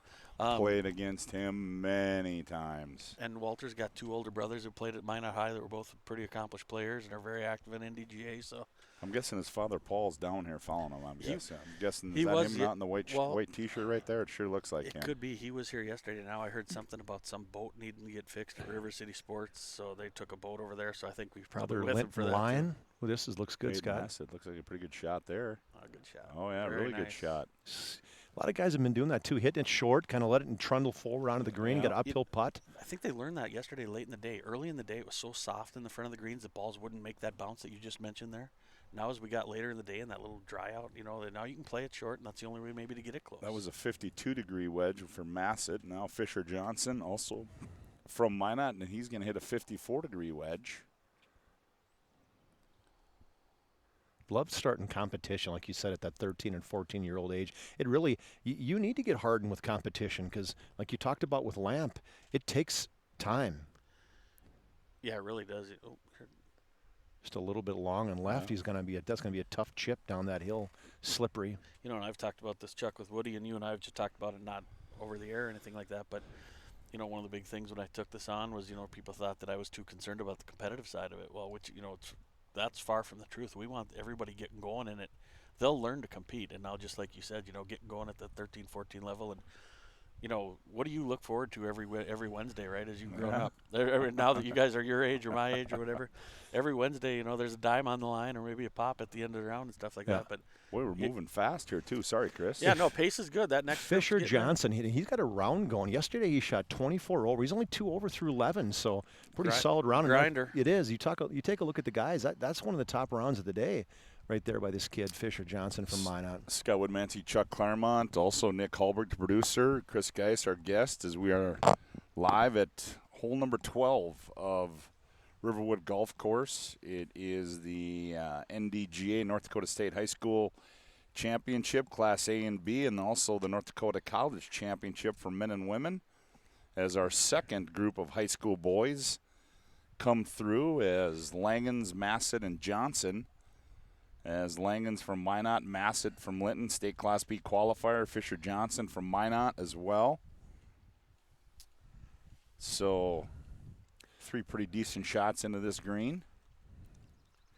Langens just short. He's probably 20 feet off there, so it'll be a nice little chip up that hill. I was in Fargo at Rose Creek for the State Class A tournament, and I was watching as kids were finishing, and all of a sudden somebody runs into me and yells, "Hey, Geis!" And I look, and it's Walter. He didn't make their varsity this year, but he was with for the trip, and he was grinding on every putt that those Minot magicians had going on. It was just awesome sight. So did his ball end up here? No, that's just an extra ball somebody found. Okay. He's got one right back here. Okay. But that good Minot chip there. Shane Hanegraaffs has really built something in Minot. Boy, he's done a nice job. State champion last year with Gavin Argent and some really quality teams. Yeah, that was a good chip, just short, Scott. As we said, if you're going to do something, leave it short because this shot here that Massett has, this is difficult. That's sometimes what happens is we talked about that, just trying to get too fine, too cute, He's going to walk up with a high lofted club again. Oh, he got fringed. collared. No, got collared there. Maybe played a little fast on that one too. Yeah. You hit a short shot like that and just kind of. Yeah, and then the group before we saw the kid leave one in the bunker with Finn Sagsveen, and he took it the opposite way. That's when I come out and watch, I just love watching these kids. Gather yourself. Yeah, there's just the maturity level of some of them is amazing. This is a putt for birdie. Good roll there. Just short right, so he's with that yellow Pro V. The one thing about these kids, you talked about the one things about these kids, it don't time them. It's a Holy cow. This is When Nick and I were putting this together and had some discussions on how it lays out and timing, stuff like that, I said, well, I think we got a good system. I said, we'll be able to see the 11 green, and there won't be much space in between, and that's what we got going here, so that's awesome. Fires it by the hole on that right to left uphill. Just misses on the high side. He'll tap it in. Woody heard me talk about this at our DJGA meeting last week. We really pressed on these kids to improve Stepped up too quick and just one-hander now back for him. pace of play, and this summer we've improved our pace of play by almost a half an hour, and it's been thanks to our on-course staff. DJGA has allowed us to do some big things with hiring Mr. Kautzman, Mr. Fox, Mr. Kautzman's brother, some of the college kids. I can't say enough. We've got a good program going with Leif's college kids. They come out and walk with our 10 to 12-year-olds. They're the marshal for each group. Those little kids just look up to these older kids so much. It's been fantastic. well, a couple of Mandan natives in this group, Jory Johnson and Jace Johnson, also Quinn Schillingstead from Bismarck, and Chase Vanderboom from the Newell. From Newell. Either one of you tell me what their mascot is? I'm going to guess Cowboys. Isn't that all of South Dakota? Nope. Okay, then I'm out. Chuck? Got nothing. The Irrigators. Wow. The Newell Irrigators. So why would you know that? The Newell You Irrigators. didn't answer my question. Why would you know that? That's like Because when you drive, when you head down in the Black Hills or whatever, you drive through Newell and you see a big sign that says "Home of the Irrigators." he stepped up, and That's again, Jory they don't Johnson. mess around, Scott. We got to kind of get locked in here because these kids, they just step up and pull the trigger. 52-degree wedge there by Jory Johnson. Johnson's from Mandan, big brother Jace Johnson, right? Playing in the. I'm going to make is he a big playing this statement group? about those two Johnson brothers. They both love golf, but they both are highly involved in travel basketball, AAU basketball, and playing for the Braves. They're good They're going to athletes. become great amateur golfers. They're going to be guys at the NDGA events down the road who are always competing. Well, and here's Schillingstead now. He's got a 54-degree wedge in his hand He's had an unbelievable summer as well. as he takes aim at it. Looks He's like from he Bismarck. pulled it, but yeah, he did pull it a little bit. Short and left. Stayed out of the bunker, though. Could hear that land. That's how hard it's getting right there, with our headphones on. And this will bring up Vanderboom. Also, he's a two-time All-State golfer. Also, he holds the school record there with over 200 wins in wrestling, and also, I believe it was reverse. No, it was That's right. Escapes. I think it escapes. was, That's what it was. Escapes. Exactly. PSP Network did our first wrestling event this year as well, so that was fun. Hopefully we do some more next year. As the wrestler, golfer / Vanderboom steps up. Ooh, he looks like he chunked it. First person in 25 players to have to go to the drop area. We had some Did that go in, you it's think? a little short, yeah. Now the I thing don't about it know. is we walked up there. There's not water in there. You know, You might be able to, especially a wrestler, tough-nosed Yeah, kid. tougher He finds nose, that, he yeah. might be able to knock that thing up because So we can tell you that Jory Johnson is, let's see, he's plus 22. +5 for the day. And Jace Johnson is plus 30, plus 9 for the day. Vanderboom. Vanderboom's tied for 18th. He's 6 over Scott today. Yep. 26 over for And the then tournament. Schillingstead he's 8 over. Yep. He's in 20th. Tied for, in 20th. So we got hitting here?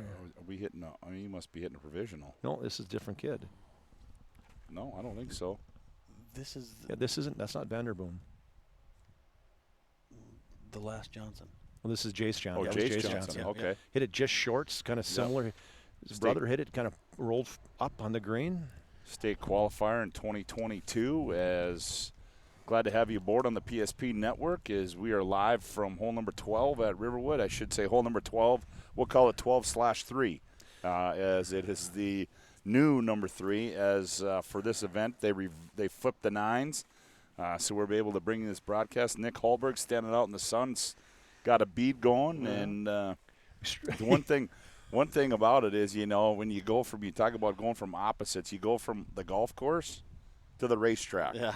I mean, That's where we're going to be at tomorrow, Yeah, right? there you go. Yesterday, you were at the racetrack, I think, weren't you? All right. I'm going to jump off because Dops is here. All right. And Appreciate thanks it, for Chris. everything. Thanks for And, stopping by, buddy. I've told Thanks, you guys Chris. all winter as I'm traveling Good stuff. around, the PSP stuff is fantastic. Keep it up. Appreciate everything you do for all high school sports. you got it, man. This is Appreciate good. it. Good stuff. Here's buddy. Dops. Thanks, guys. You bet. bring the legend, the man, the myth, Tim Doppler. He's just Mr. Golf. Just That's Mr. Golf? Mr. Golf. You know, I tell you what, I got to give him credit. I got to give him credit versus Geis. At least he gave Kolpak some time to ask some questions on Kolpak's golf show the other day. But Timmy Doppler, good morning, or good afternoon, I should say. Thanks for coming down. Thanks for having me, guys. Yeah. What a fun event. Hey, and I got to tell you, Tim, a fun event. But boy, I tell you what, driving out here to get to our spot here today, I just don't know that. And I've probably said this before. I don't know if I've seen this in better condition. You know, it's amazing how good we have it with our maintenance staff, led by Brad Schultz. It's just a wonderful facility, beautiful, beautiful weather. Thank goodness the rain stopped for a little bit. Jeez, no kidding. I think he found it down there. He did. Yes, just he did. chunked it out. The wrestlers he did. He got it out. Maybe Yeah. just didn't quite get it up to the flat spot, so it stayed up there, though. So I think he's still out. Oh, the other guy didn't mess around. That was No, he didn't wait. Schillingstad said, hey, you take a deep breath, and I'm going to hit. I'm going to fire away. Ready golf, baby. Absolutely. Well, we've noticed it's the difference in play, Tim, with the college kids coming through here and then these younger high school kids. I mean, it is just, all right, let's go. I mean, and they just go. You know, one of the things you see in college, there's so much more coaching. Just about made that one right there. You can see his competitiveness, too. His first guy we saw some emotions out of. These guys have been pretty flatline. He gave it the old fist pump because he just missed it. But the college coaches, you know, they're so much more involved in their athletes when they're coaching. You know, they get on the greens. They're in there just, you know, really doing a lot of that stuff with the players. So they slow it down quite a bit. Yeah, you can certainly see that. Steps up. That was Schillingstad. So he taps in for a 4, Scott. Hey, you don't have time to talk. These guys wow, you blink and the next guy's up. You out? I'm out. I'm up. I got to ask Vanderboom where he got his polo at. I got to get one of those out. I mean, that is fantastic right there. Chase Johnson putting Scott just off the green. It'll be a little right. Boy, he had fire in the hole. He thumped that one up the hill. Got the hockey hair going, although he's not a hockey player. Football, basketball, track. Just by the hole, stands, straddles it, just taps it in. It's a good 3 for Jace.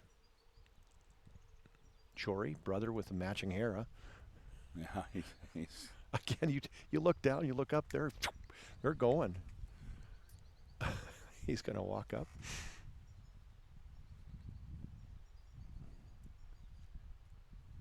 looked like he thought about the backhand. I was tap just going there. to say, what was he doing there on that one? You teach him that, maybe? That one's not an approved method of getting in the hole there, guys. It's a 3, though. Be for a 4 as he hit it short and the hazard was able to hit it out. Oh, just lip down on the left side. Looks like he's got a longer one coming back. They're slippery. Yeah, they are. What do you think? 8.5 and 9 we were thinking, or what do you think they're rolling? I think we're over 9 for sure. Okay. Oh no. Yeah, that hurts. First time That's gonna be a kind of 6, this Scott. season we've kind of got the greens really, really healthy, and we're able to get double cutting and rolling. So we're probably in that 10 range right after the mowers are out there. So real strong 9.5, 9.8. Yeah, we were rolling some golf balls out there today, and man, they were rolling smooth. I mean, they didn't have any of the bumps. I mean, it was Schultz and his group has done a great job. So next group has approached the 12T. It'll be a couple Century kids, Lucas Shep and Dylan Nosbush from Century. What a year they had. Matthew Souther from Legacy Estate Qualifier, and also Elijah Miller as well. Shep will be the first one up. He's going to pull a 54 degree out of the bag, and we'll see what Lucas Shep is. you see these kids a lot, I'm guessing. These are some Bismarck kids out here. We do. You know, one of the things that they've taken advantage of is this program called Youth on Course. Youth on Course is an organization out of Northern California that you paid $20, and anywhere in the country, the maximum you're going to pay for a green fee is $5. Wow. So they really take advantage of that. We've got courses in Bismarck that have all signed up with the Parks and Rec, and then Hawktree's doing some stuff with that. Mandan's over there doing stuff with Youth on Course. Minot, Grand Forks, and we're trying to get Fargo headed in there. Next up is Matt Souther. He's got a 54 degree wedge out of the bag.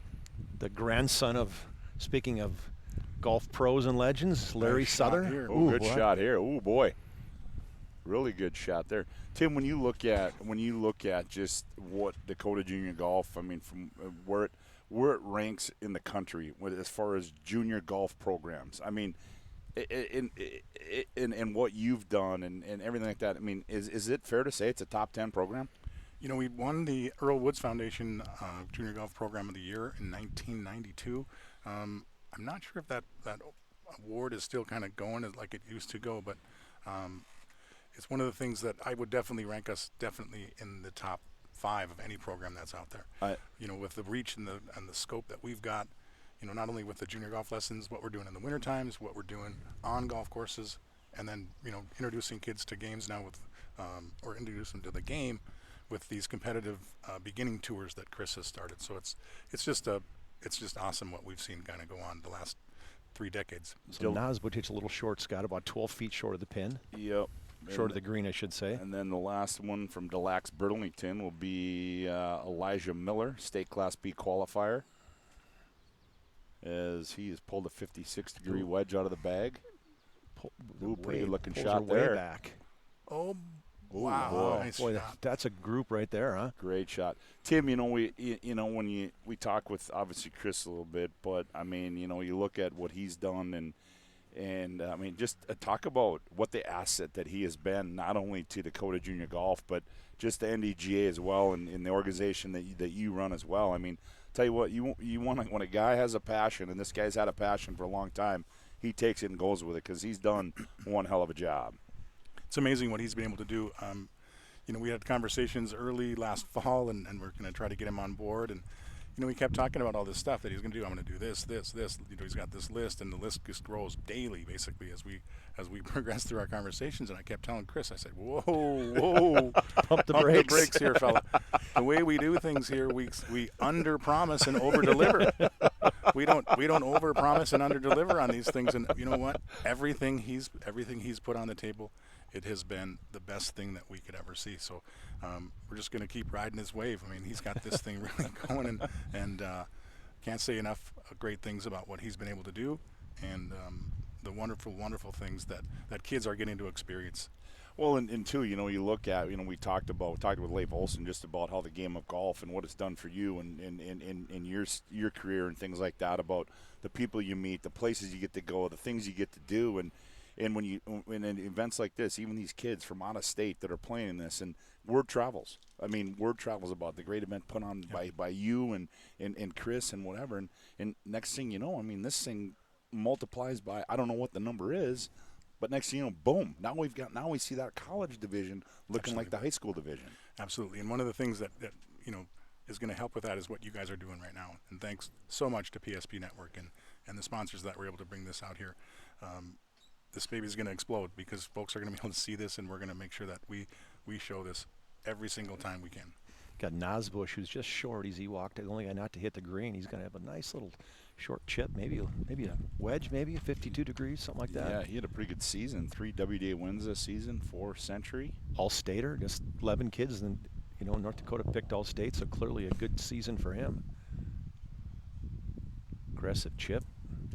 There's going to be a slippery one coming by. That's a hard one to leave. You got to leave that one below the hole. So for a par, he's going to have probably a 7-footer coming down, probably a little right to left on that. Great pin location too, Timmy, Yeah. for that hole. Great pin location. We drove around going, how you. about 10? Yeah, We drove around looking at some of these pin placements going like, ooh, boy. 10 is way back. As you say, you got to golf your ball around here today. You know, if you're not golfing it, you're not really going to be scoring it. So you got to be able to play the game.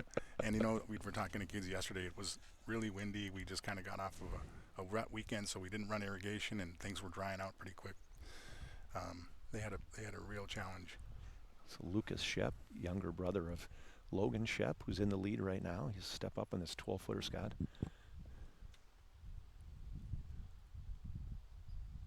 Just leaves it short, rolls to the right. He's going to walk up and just tap it in. Easy 3 for him. Works up at Hawktree. I see him every day. Every time I golf, which is not every day. My wife might think differently.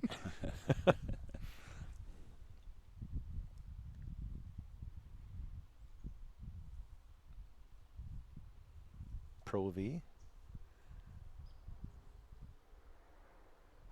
Almost a little toe putt, huh? Boy. Little toe putt, but got aggressive, ran it by. So There he's going to have that to come back for. Again, we see that pin position on those downhill putts. It's slick. It's so hard to gauge, you know, when you kind of get aggressive with that chip that didn't really check for him, and then you want to stay aggressive with it. But boy, when you get above that hole, that thing really will go. So this is where we want to be, right to left putt for birdie, about 4 feet. Nice. There you go. Good putt there. So just our second birdie that we've seen come through. Our third, actually, is Camille Kuznick and Hunter Myron. Now Souther with a birdie. I think that's Nasbush. Yep, that's Yep, Nas. just Yep. still. No, He's just Nasbush going to got- finish out. Just going to finish out here. Yeah, this is Nasbush, exactly. There you go. That's a Ran good- that one right up the hill, and so there goes. Oh, we got one more to finish, I stand Yeah, corrected. Miller. Miller, yep, Elijah Miller. He had a 6-footer, missed it just short for birdie. So I think that's Matt Souther. Yep, that's Matt. this one's Souther. Souther's. This is a 4-footer for birdie. I'm Yep, sorry. You yep. got get these Yep, kids okay, straight. that This was is a birdie. They Souther, both. okay. The other one was a birdie too. They both were. Can't see it. I don't think that Yeah, was he 4 just feet. had about a You about think that an was less 18 than That that? was about an 18-incher. Yeah, that was a Well, I got two good, twos. good group there. A couple of deuces in there. A couple of deuce spots for those guys. Chuck Clairmont, Scott Woodmansee, Nick Hallberg with you down at Riverwood Golf Course. Glad to have you aboard here on the PSP Network, joined by Tim Doppler, Executive Director of the North Dakota Golf Association, also head pro down here at Riverwood. Timmy, I guess overall to where we sit now, as far as how's the golf season gone so far, particularly for you down here? Yeah, I mean at Riverwood. You know, it's been a little bit different than last year. Last year we were at one of the driest years on record. Yeah. I'll tell you though, when you can control the watering, the golf course really gets amazing. So I think last year was actually even a little better year for us as far as the condition of the golf course, because Brad and his crew could really control where the water was going to go and how much he put on and control the growing conditions like he did.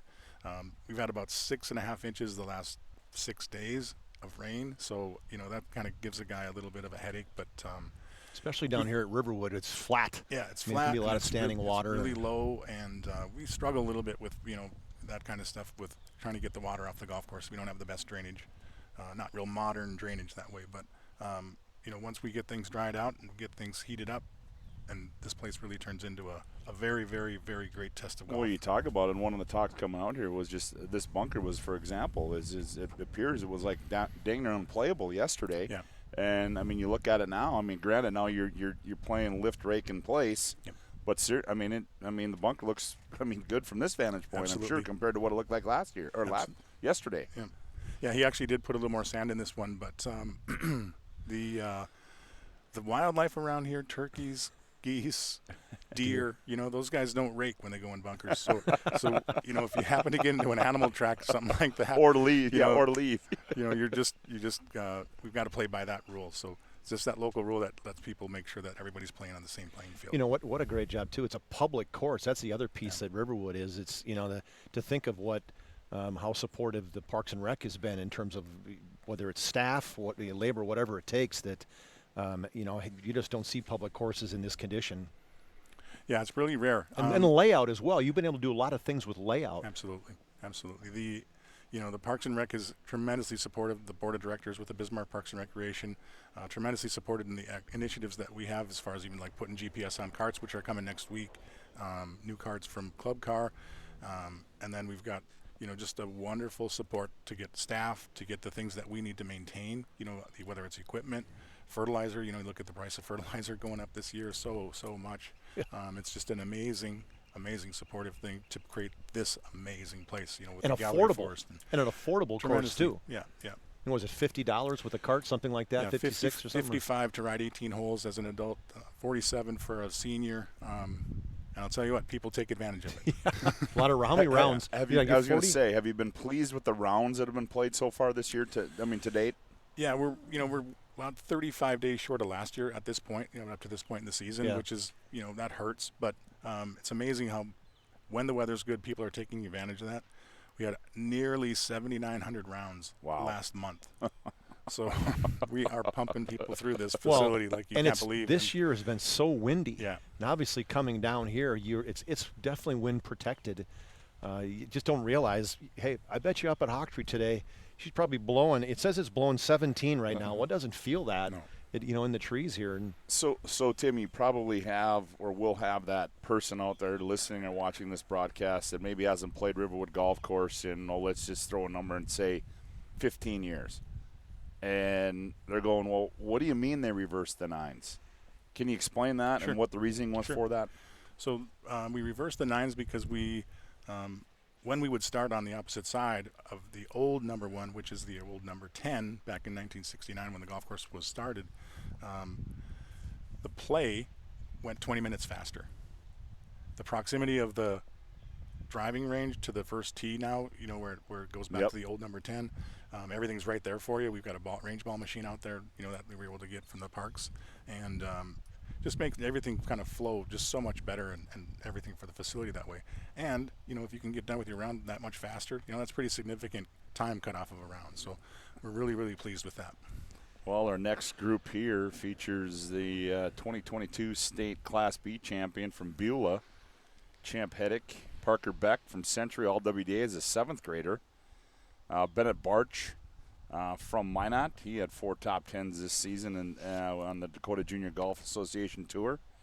And Anders Alm from Century as well, member of the WDA champion team as well. So these guys, as Shep continues to lead this thing, and Shep's at even right now. Scarproot's kind of getting in his tail. He's 2 under on the day, so Jake's just 3 back now not just through the front 9. So those guys will be coming through in a couple holes here. I had a chance to talk to Jake yesterday. He lost 3 golf balls in his first 4 holes. So, to be able to pull out a 78 with that round and, missing that kind of scoring opportunity, especially starting on this side of the golf course, that's a tough get right away, but really came back and is just a tremendous player. Well, here's a young man that's got a little basketball in him too, from the Beulah Minor. As Champ, 52-degree wedge. He's got that golfer body there. He's got the long pants. He's got the Will Zalatoris look going to him, doesn't he? You bet. Gray hat, white shirt, gray pants, just a smooth swing. High. Looking good. Ooh, that looks good. Get some spin? No, not quite. No, but didn't. It'll be a downhill putt, another slippery one, although people have done a pretty good job from that spot today. Parker Beck.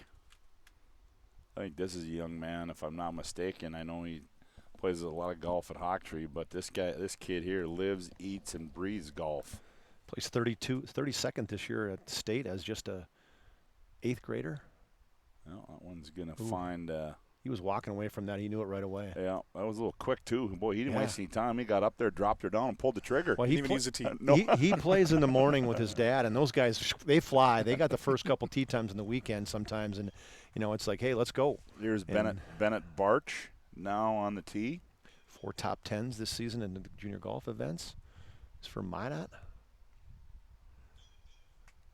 See a lot of that sawed-off shot.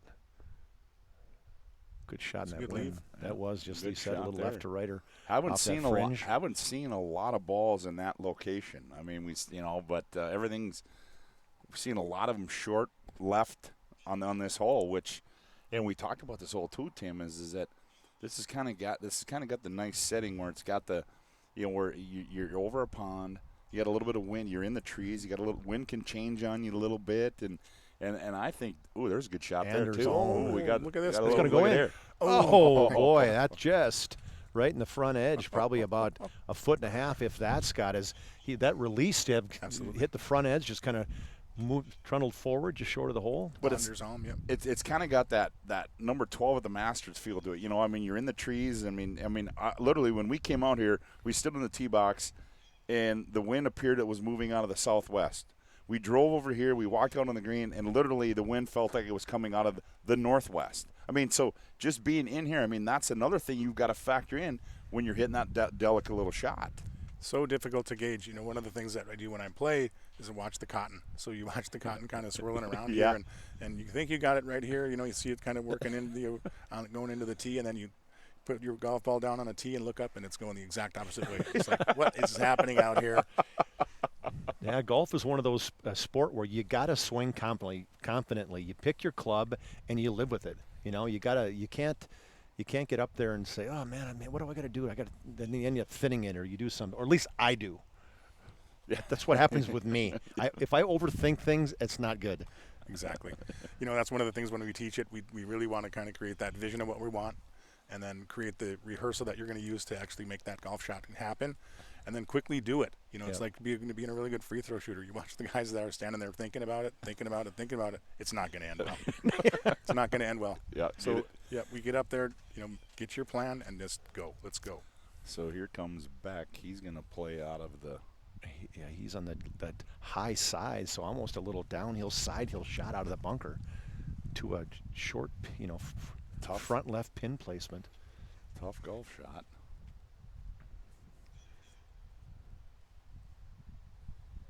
I mean, all WDA is a 7th grader and steps up, plays for a Century team that they rolled the table up to the state tournament. Amazing. Finished second. I mean, just have a kid come out here and do that.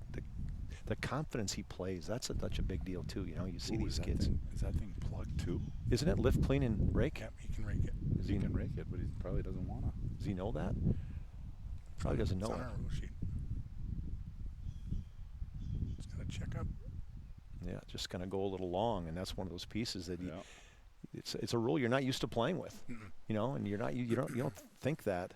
You walk up, you're not thinking your LIGO, and I'm guessing your partners aren't telling you, hey, Parker, you can lift, clean, and rake that. I'm guessing that's not happening. Yeah, that's. Still have a little chip back up the hill. You're not going to get any assistance. I'd have told you, Scott. Well, I'm sure you would have. Yeah. Yeah, I'm sure you would have. There's no way you would have told me that at an event like this, if there's a 2-shot difference between you and I. Probably not.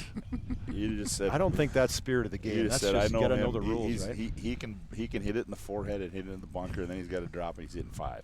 It's a nice little chip back up the hill, Oh, right yeah. to left. Now he fired it by, so he's going to have that coming back left to right down the hill that's going to be for a 4.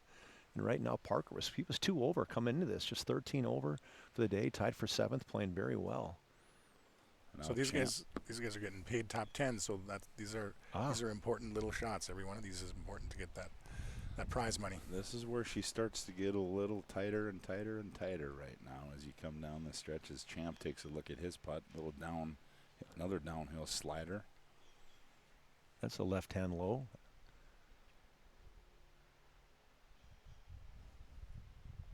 Played golf for Jeremy Brandt. Ooh, Just slid by. pretty good putt there, but boy, he's got that golfer body on him. Long, lanky. He's got another 3-footer, probably a 4-footer coming back. Now you got just from the fringe, Barch, probably 8 feet, Scott, left to right down the hill.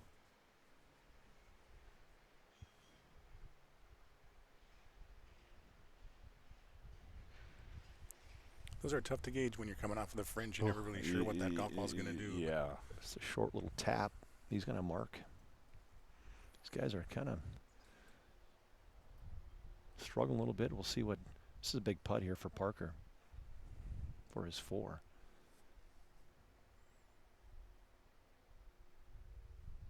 Oh, that's Ooh. money. Wow, that's a big putt. Boy, that's a big putt there. If there was clapping from the gallery, you'd hear it because that was impressive. There you go. Big time. Good save there. Yeah.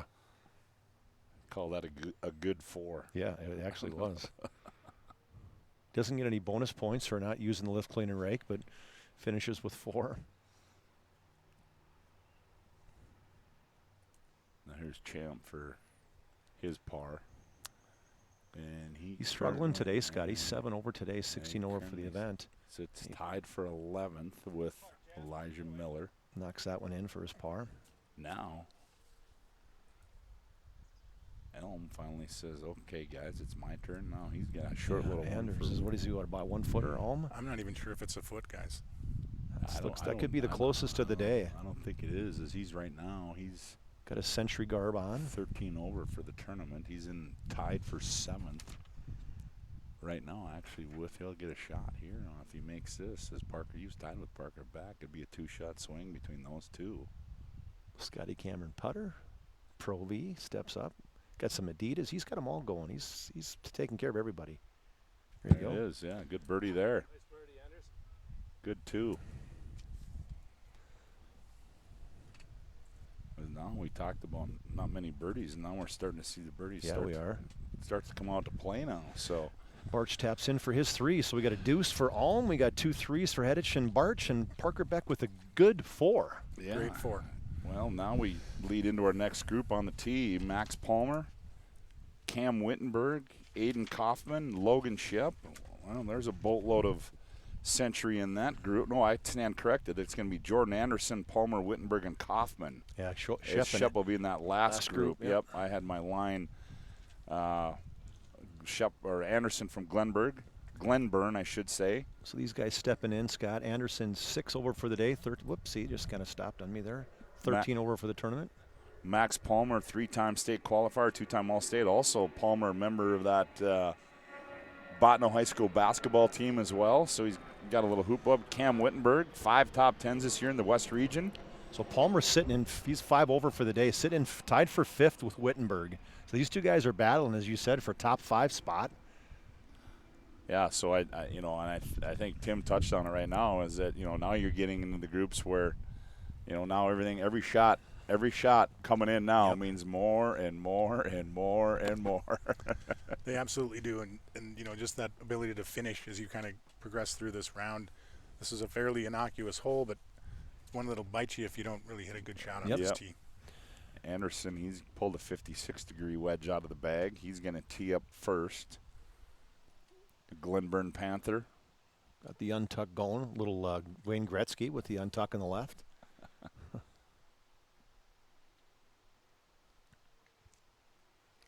Gotta go a little bit. That's got to go a little bit. That one should be up. I think it's over the hazard, but it's it's saw it bounce a couple times, but just a little shy. So we have a little bit of room putting, chipping up the hill, though. Timmy asked Chuck and Chris a question. We had a young man from Newell, South Dakota come through earlier. You know what the mascot is down in Newell? I'm not Probably sure. one of the greatest of all. Probably one of the greatest mascots of all time. What is it? The Irrigators. I don't know about that's the greatest. It's kind of the goofiest, maybe. But it's the Newell what's, Irrigators. So what's your logo? An irrigation system? I mean, what do you got for?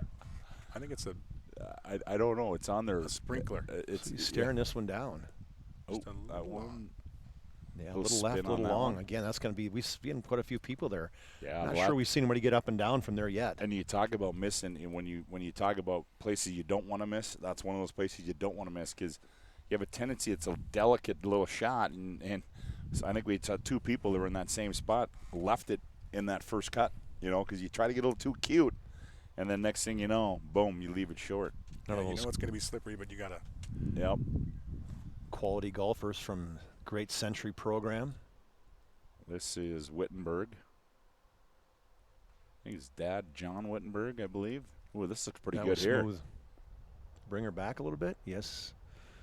There you go. That's another good shot. Good Gonna be shot about a there. 8-footer downhill, left to right to left. And the last one in this group will be Aiden Kaufman. It's got 2 Century kids, 3 top 10s this year in the Dakota Junior Golf events. Placed 48th in state this year. Boy, as you get back in these groups, the galleries get a little bit bigger. Ooh, that one's coming towards us. Could be short. Oh. That's going to be in the bunker. Yep.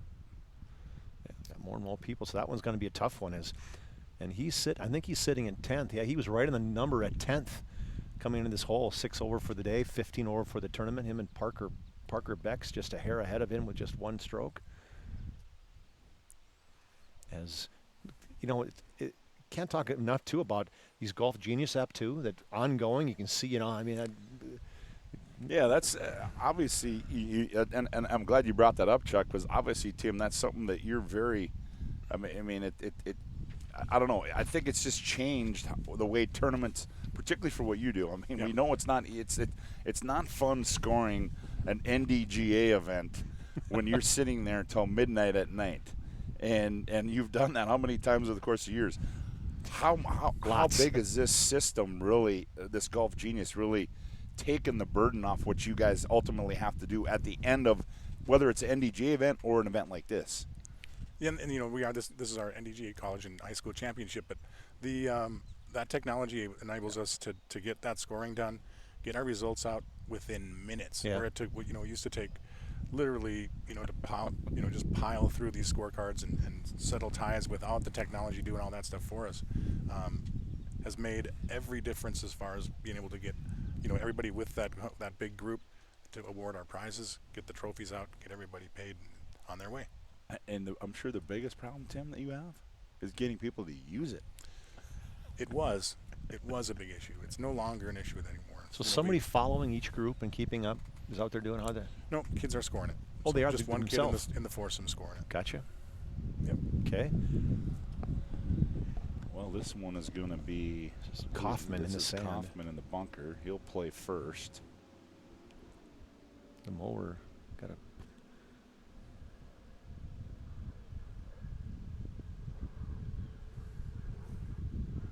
And you see that with that short-sided, you know, you just don't want to go long. Try to get cute and. Yeah, Well. everything is running away from you, and then you get it just a little bit past that hill, and that hill's shaved off too, and you're right back down in the penalty area. So you got to be so careful. Moral of the story: don't hit it there. Exactly. So this is Anderson, Scott, about 20 feet short. Chip up the hill. Nice touch. Oh, just misses the flag on the right side. So that'll be a delicate downhill left to right here. We just saw Parker Beck knock that one in for a 4. Ooh, got a little club toss. Can't tell if he was mad at that or just.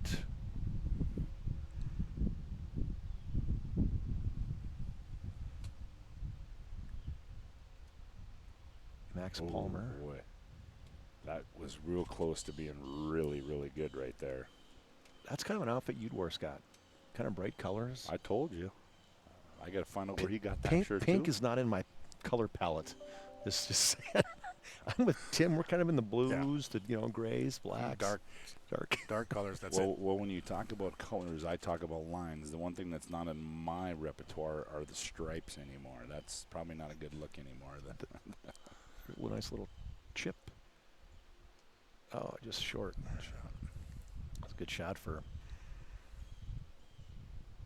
That was Aiden Kaufman. It was Kaufman who's coming out of the sand, so that'll be a putt up the hill for a 4.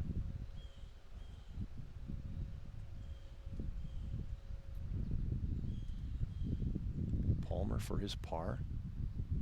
Just trickles down and just going to be missing that too. You just don't want to be too aggressive with that. You know, it's one of those you kind of, when you're putting it, you know, you're thinking about making that or you're saying, I just don't want to run that thing by 5 feet and get a 5. Yeah, we were talking about green speed. That's on a pretty level lie. So, you know, when you're rolling down a hill, it's probably going 12 and a half. Right. You know, so talk about Augusta speed. That's really close to what they're putting on. So very, very tricky. This is Wittenberg for his birdie.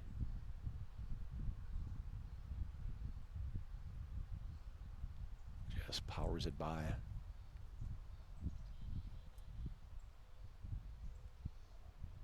So Wittenberg will Odyssey putter.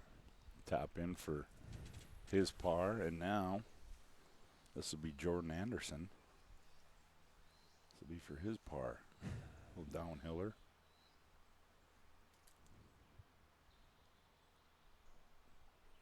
Nice. Oh, good putt there. Really good putt. That was a good up and down. Hit it yeah. short 20 feet and walk up. Little toe putt down the hill.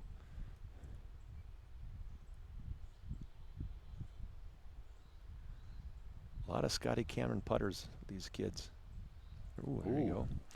Almost took a step too early on that one, huh? Yeah, he did. Well, well, Timmy, hey, man, I know you got a lot of things going on today. Yeah. You're welcome to stick around, but if you got to keep moving and grooving and doing what you got to do, if you want to watch the last last Yeah, high he's school going to group. stick to the last high school. Nice. And, Yeah, absolutely. Yeah, we appreciate so, you know, these guys finish up here pretty innocuous hole. Then they go to this little dog leg on 4.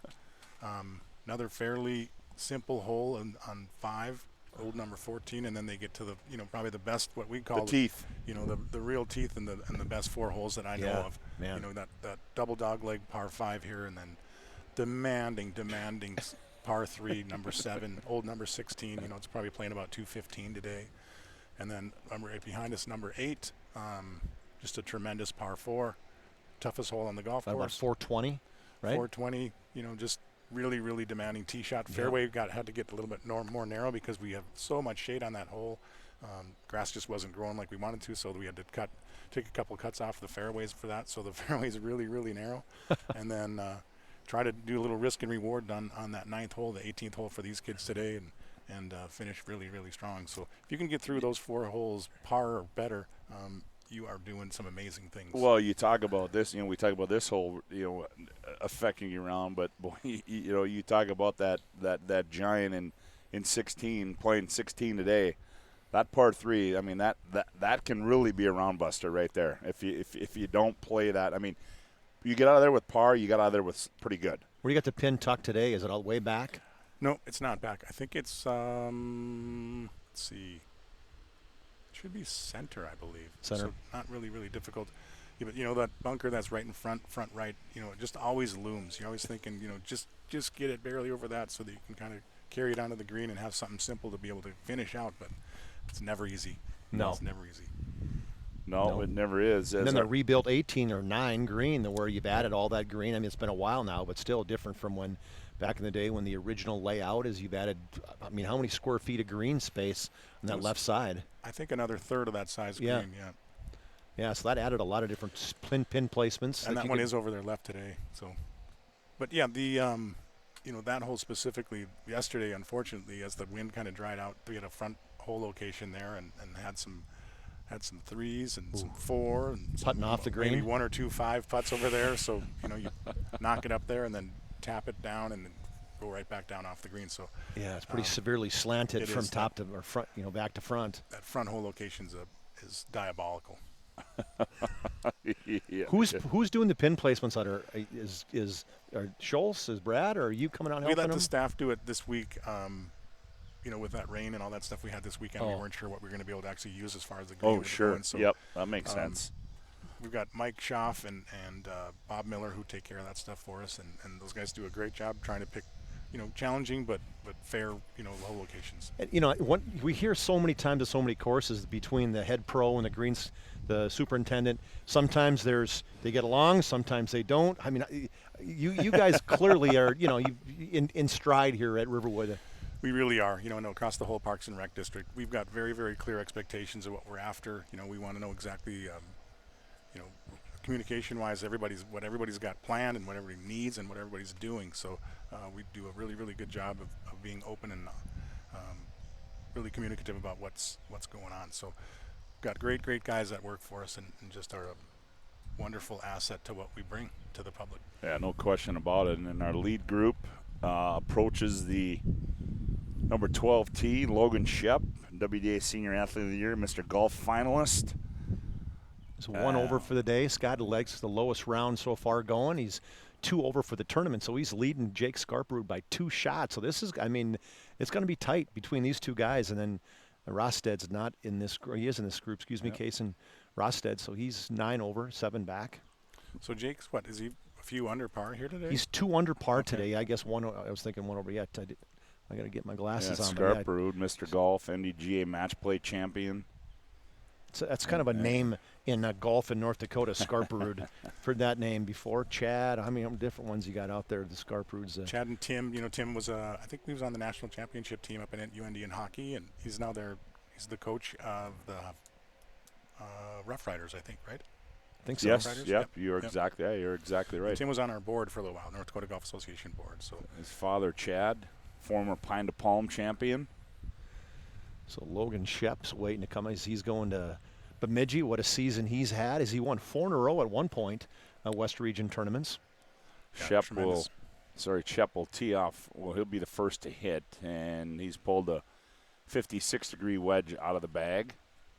He won a few weeks ago, that Capital City event. Yeah, he's won Bismarck. 6. He's got 6 DGA wins on the season this year, and also I think he had a pretty good stretch in the West Region this year. I think he won like 4 or 5 in a row, if I'm not mistaken, this year. So good year for Logan Shep from Century. Is mature young man, as he was in the cart guy, and now he's basically, there's times when he's running the pro shop up at Hawk Tree. So just a very mature young man. And Logan went through a little bit of a swing change this spring and struggled a little bit and kind of in that state tournament area, but now is really finding his groove again. As he approaches or waits to pull the trigger, and just a smooth swing there again. I don't know if he likes it or not. He's kind of stepping back. Just long, probably just on that front fringe. Probably putt that one, I'm going to guess. And it's pin high. I'm guessing that one. That's going to be another one of those shaky ones. Then Luke Anderson from Glenburn, All-State Class B, 3 top 5s this summer in the Dakota Junior Golf. Another Glenburn Panther. All-State kid, just 10 kids All-State. So you can see, I mean, there's a lot of kids at golfing. So getting to that level and getting that recognition, pretty special for Luke Anderson. Had a young lady playing in the Lions game last night from Glenburn, going to Minot State, McIver.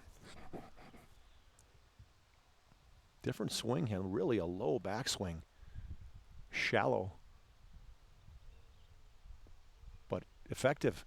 Oh, yeah. That's going to roll right up there, man. That's where you want to leave it. Luke Anderson, 7 over for the day. He's struggling today at 11, sitting in the 4th spot right now. So got a chance to potentially move up as he's 2 behind Kaysen Rosted, who will be hitting now. He was a WDA individual champion, state qualifier. Rosted. Now I got wondering if his father is not Jim Rosted. Played baseball against him back in the early 50s. No. But that name, certainly a Minot name anyways, is Rosted with a 54-degree wedge. Controlled ball flight again. That's going right at it. One bounce, didn't quite check. So, yeah, you got 3 good spots. That's a chance for birdie, too. It's going to be quick, but it's in a good spot. It's not unfair. Now Jake Scarperud approaches the tee. As Scarper, as you said, Chuck, trails Shep by just 2 shots. So this could be on fire, 2 under today. Jake's had a tremendous amount of success at this golf course. Has he? Yeah, he won the state match play a couple years ago, or last year actually. Powerade outstanding senior athlete. He's placed 6th, 5th, and 5th the last 3 years in the state tournament. So Dan Rosted is the father, former goalie for the Magi. All right. If Nick would know that, if anybody would. Yeah. This one looks pretty good here. Might be a little long. See if it gets some no spin on that one. So 3 on the green, 1 just off it. Pretty good group. Got a good couple good chance for birdie. And these guys are going to be coming down to the wire. I mean, I got a feeling this is Logan. What would he call his home course? Probably Hawktree, right? Would it be his home course? But he's put a few rounds in at Riverwood. Those guys get down here quite a bit and play. Again, when that wind blows, it's one of the best places to be. Oh man, yeah, I missed that. Yeah, there's no question about it. I mean, that's exactly where you want to be. And so does Glenburn have a golf course, or where would they play? Sure. Is up around Minot? It's up in that area. It's up in the Minot area. Yeah. 25 miles from Minot, so easy drive into Minot playing those courses. We don't realize how much taller that Wittenberg. Anderson, I think. Or Anderson's a tall one. Yep. Okay. Yep. They were quite a ways away from us, so he's significantly taller than the rest of the guys. He's got the push cart. I can't even imagine back when we used to carry a golf bag. Can you imagine having to play and carry a golf bag? No, I would say I'm out. I'm tapping out. I'm sorry. Or I would carry 3 clubs, maybe be a 5-club skinny bag.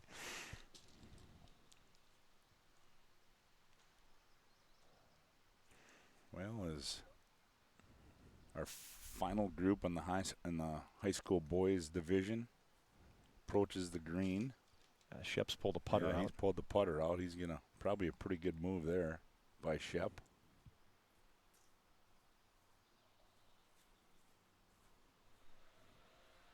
Have you had fringes all year? Pretty standard? I mean, where you're playing with the greens and the fringes like this same distance, you know? Yeah, we had a little bit of vole damage, but everything's really come back now. So it's basically a full fairway mower cut, so about 8 feet. I like that. Wish Hawktree would do that more. We have just kind of a little tiny, maybe 18 inches, maybe.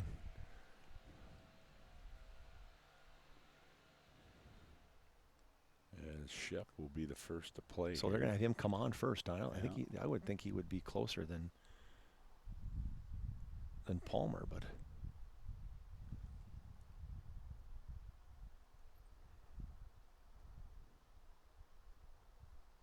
just barely gets it on the green. Just misses on the high side and rolls by a couple feet past. You probably have to mark that one.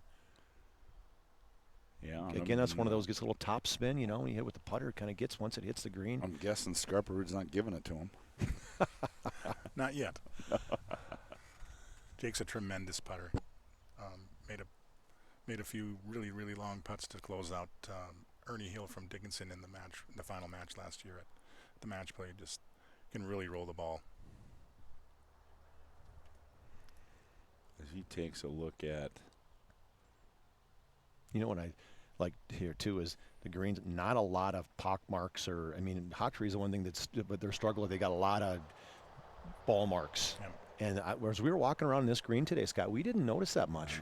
No, it's really. For a short par 3, we really have been lucky that way. I think just our rolling regimen has really helped with that stuff. Smooths things out quite a bit.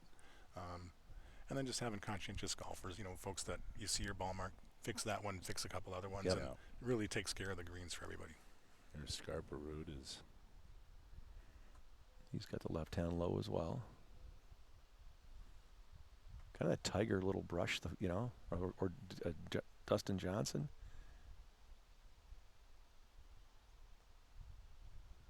Just a short little stroke there. Yeah.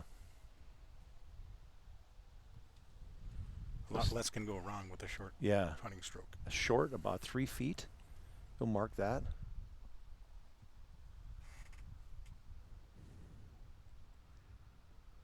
So now it's Wittenberg for a birdie.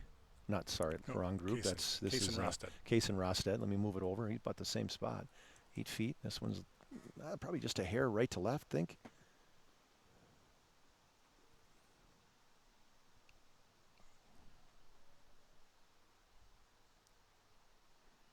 Just a short stroke, trying to just nudge it down the hill. Oh wow. Rolls in, one extra roll, one half roll, and rolls it in. So what a great putt there by Rosted. Just trickled down that hill right into the hole. Takes him to 2 over for the day, 9 over. So as he's got about a 4-stroke difference between him and Jake Scarparood, he's going to have to step up to catch him. Anderson now for his par. 6th birdie of the day that we've seen here.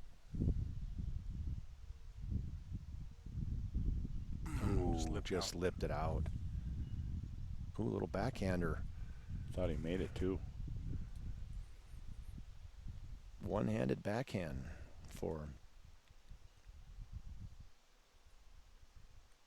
Anderson, right? That was for birdie too. Yep. Oh, that was for birdie. Yeah, straight up the hill. Corrected. Okay. Shep's par after he was just off the green and long, putted it past the hole. So this will be one of those right to lefters. The comfortable putts normally for a right-hander. Right edge. Yep. Rattles it home. So Shep will stay at 2 over for the day, or for the tournament. And Scarparood, if he cleans up, he'll still be 2 holes or 2 strokes behind.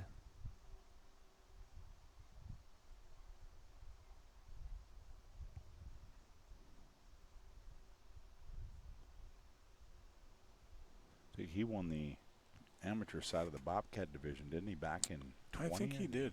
Yeah. Back in 20, I think it was. That's pretty elite tournament too, to be coming out of there as an amateur champion. Tremendous player. Going to NDSU to golf. Yeah. There you go. There it is. Smooth. Just step up, confident. Yeah. Scarparood with a 3. So 3 threes and a deuce for Case and Rosted. Well, Timmy, man, hey, appreciate the time coming out and sitting with us. Absolutely. It's been fun. We're Thanks not done yet. Thanks for having us, man. We're not done. We got the high school girls. We're going to finish hanging up with the high school ladies. Again, thanks, guys, coming out. Just such a cool thing you guys are doing with us, and we're going to just continue to grow this thing. And Absolutely, man. And you're surely welcome to stick around. I know you know these gals as well. We'd love to have you. I mean, you obviously can add insight to some additional things that you know about. I'm sure some of these high school girls. He's a businessman, man. I know. He's okay. If you got to go sell, go sell. Got to get back into some, all right, some book work and that kind of stuff. Appreciate it. Well, thank really you. Appreciate that was awesome. You guys coming out. Thanks so Timmy, much. appreciate it, buddy. Take care, man. We'll talk soon. All right. Tim Doppler, as the Executive Director of North Dakota Golf Association, also head golf professional down here, Director of Golf Operations at Riverwood Golf Course, as Timmy's got to get back to doing his duties. That'll lead us to our last group of individuals. This will be the high school girls, Grace Rieger. And I think, what do we got here? Rieger. So this one is Hamiston, Doden, Voller, and Regan Braun, right? Regan Braun. Oh, this is Rieger, Iverson, Mettler, and Monteith. Oh, okay. Geez, I got these. Yeah, right here. Changed from. So we got. Yeah, Rieger, Iverson, Mettler, and Monteith. Okay. Mettler, and Monteith. Okay. And I believe This is Grace Rieger. we know. Oh, yeah, Grace Rieger on the tee. Full swing right there. Yeah, Rieger. Good looking swing going right at the pin. Ooh, good shot That's a there good by start. Grace, St. Mary's golfer, hockey player as well. She's got a couple DGA wins this summer. Yeah, that'll be a right to left or uphill and very makeable. About 12 feet for Grace. As next on the tee is Allie Iverson. Allie Iverson as Rieger. That was a U wedge. This is going to be a pitching wedge for Allie Iverson. I walked in with her today from Century. 3 top 10s this summer in junior golf events. 2-time state tournament qualifier.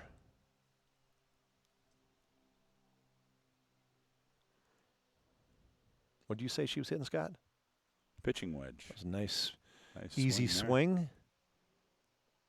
Just there. short. Just a little short there for. A little bit too easy, but still, that's a good spot for an up and down. Yeah, here's come Britton Mettler from Mandan. On the member of the varsity team is just an 8th grader, 5 wins this year on Dakota Junior Golf Association Tour. Placed 32nd in state this year. Quick report, Sean Seafeld just put the nails in the coffin. He holed out on 16 from about 10 yards behind the green for a deuce, so that'll end it. One hop, hit the stick, go by. Wow. So Unless he completely falls apart we'll the call last couple Sean holes. Seafeld your champion. Seafield, that's a hell of a shot on 16. Yeah. From behind the green. Mettler just short, pulled it a hair. Scott's going to be in that bunker. We have yet to see anybody get up and down from that bunker today. Yep, and that'll bring up Brooklyn Monteith. She's going to hit a 9-iron. So we have everybody represented. St. Mary's, Century, Mandan, Legacy. I guess Bismarck High is not a part of it, but 4 different girls from the local area in this group. And we just have 2 more groups to go after this. Red shirt, black skirt, pulls her back. Oh, boy. That go right, That was Scott? a little too much club. That's going to be long. Okay, we checked that out this morning. That's going to be. It's 82 feet from the back of the green, and she's over a little bit more than that, and that's a tough one. Little kind of goes right, left. Yeah, that one's going to be left, right, and back, right again. As at you the end, use the term, a little greasy, coming down the hill on that one. Is again, Scott Woodmansee, Chuck Clairmont, also Nick Hallberg producing the broadcast for you today as we are live at Riverwood Golf Course on hole number 12. As it is the the North Dakota Golf Association State High School Class A and B Championship for men and women, also the North Dakota College Championship for men and women. Sorry, we'll give you the women's, Scott. There, we think looks like they're finished. One person left to finish. Abby Schmidt shoots 80 today, 13 over, and Lily Bredemeyer, she's the last one to finish. Looks like she's 2 behind, so most likely she's going to finish in second. And Camille Kuznick shoots 80 today, 81-80, 17 over. She's going to finish third. So Schmidt, Bredemeyer, and Kuznick in the women's college division. Okay, well, Abby check Schmidt. the men's out. Yeah, there's Seafield as Yeah, put a fork in the rest of the group as Seafield's 4 under today. Got a 9-shot lead. yeah. 5 by Parker Bartels is 5 over. And then Okay, they show finished. Let's go. Oh, they'll know through 16. Yeah. So just finished 16. So a couple holes left. So unless there's a major fall, which, hey, anything can happen. I don't want to, let's not crown him champion yet, right? Yeah, that's right. That's all right. We've got one on the bunker. Yeah, so the bunker, we've got Brittlin Metler is in the sand. And then just short of the green is Allie Iverson. On the green is Grace Rieger. She's about 12-footer up to the hill. And then long is Brooklyn Monteith.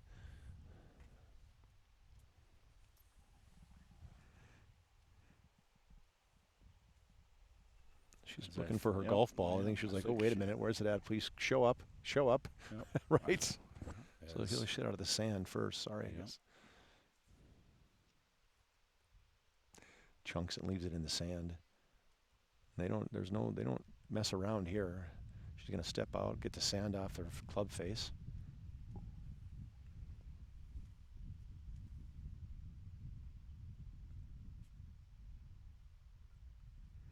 Stay out, stay out. Oh, comes right back in.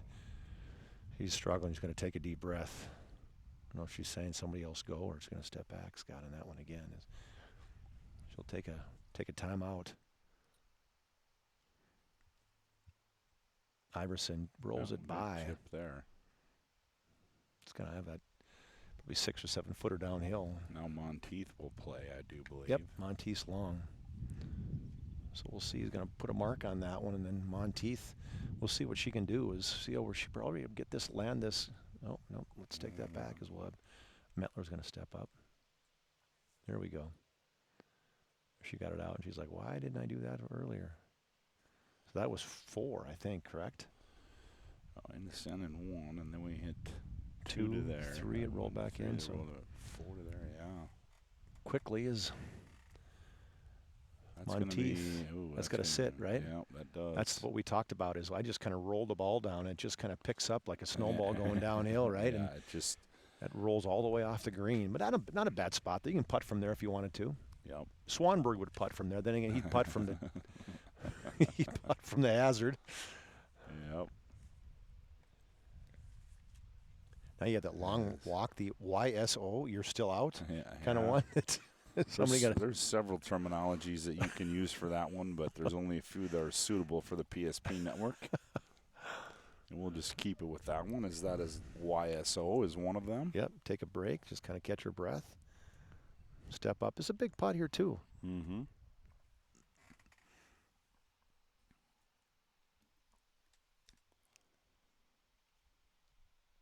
Monteith, it's going to be a little bit right to left. Going to be short. No, it's going to be a tough. She's struggling today, Scott. Yeah. Brooklyn's 15 over through 11, so she puts a mark on it. She'll be putting for 4. Now we have Metler putting for her 5th.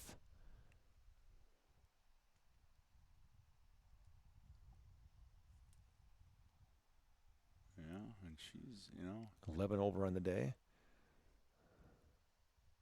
which isn't bad. Yesterday she was 24 over, shot 107. That one just short left. And it's, the thing about it is, get out and play these. You know what I mean? Just let the score take care of itself. It's okay. Mm-hmm. I think that's the part that people have to realize. Sometimes you stay away from competition, but competition's good for you. Even if you might have to fight through some tough rounds. She cleans up. There you go. That's a 5 for Brooklyn. No, 4, 5, 6. Yeah, that should be a 6 there. As I see her counting them on her fingers. Yeah. Now this one's for birdie, Scott. 12 foot right to left. I think she's on the low side. Yep. But good weight. Walk up, tap it in for her 3. She'll take it. Iverson, 11 over for the day. Shot 103 yesterday.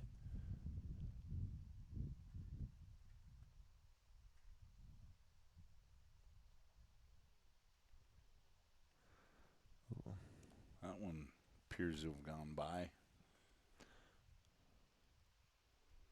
I guess Rieger got the 3. My bad. This is Iverson. This is Monteith. Sorry, now right Monteith here. steps in. Yep. Iverson didn't even mark her ball. I love all these just ready golf. Let's go. Yeah. Get up, pull the trigger. Get me out of here. Ooh, that was fire in the hole. There we go.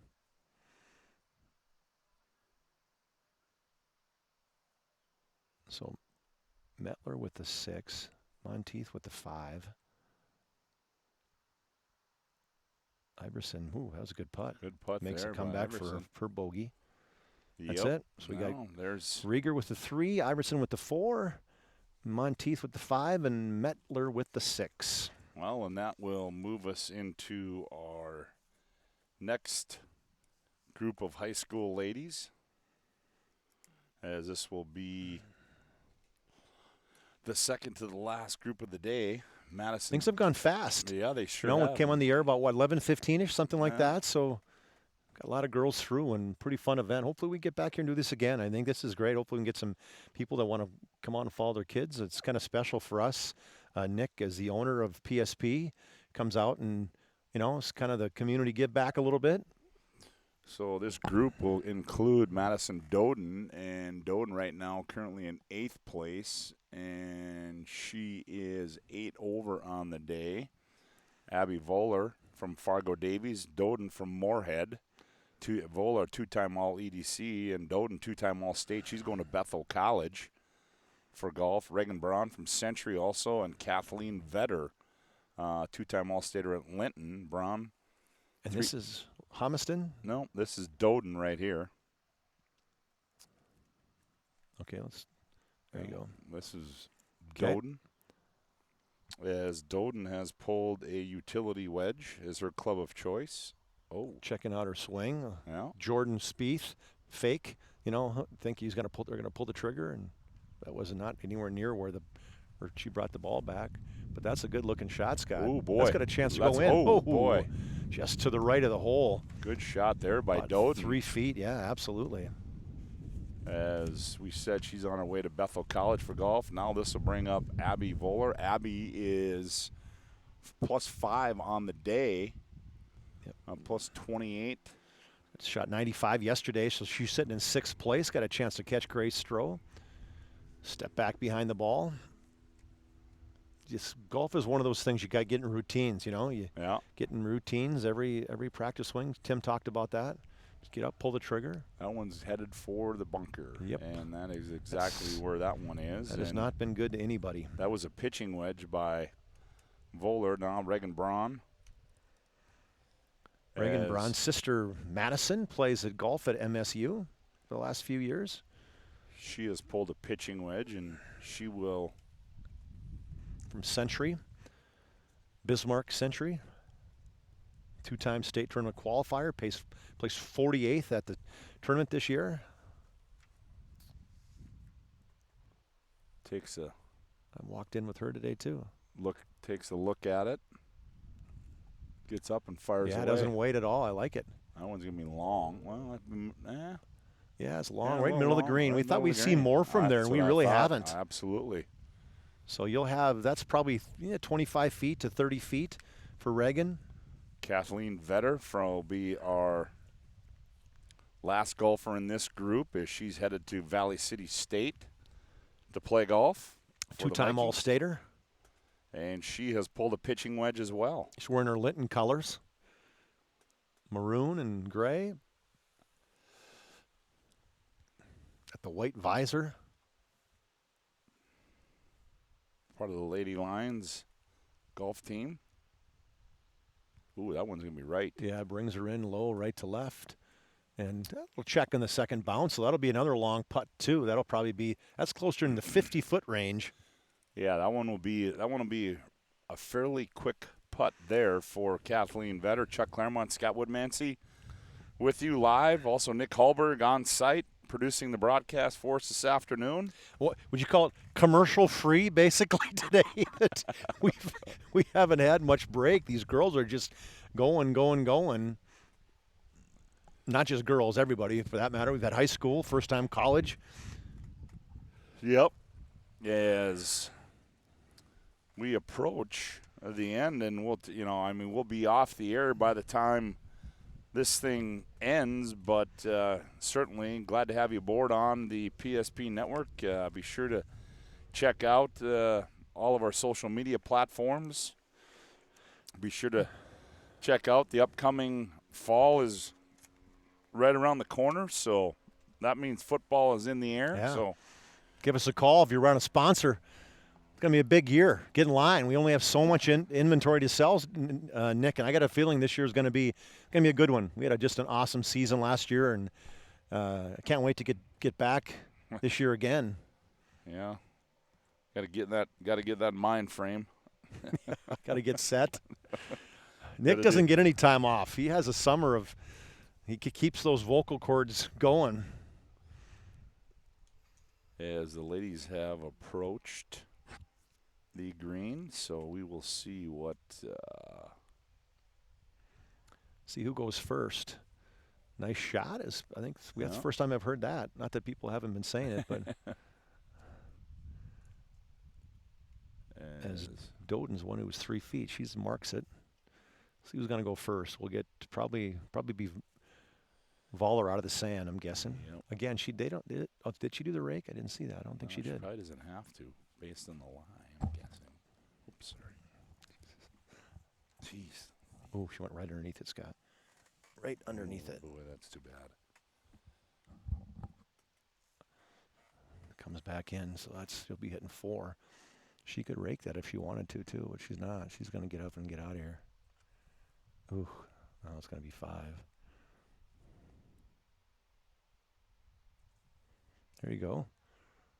5. Yes, there's a good shot right there. She'll have that for a 6.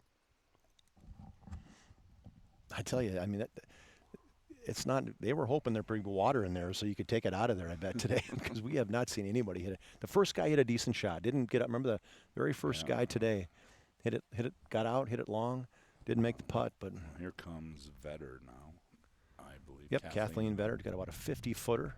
Down the hill, right to left, got tending the pin is Doden.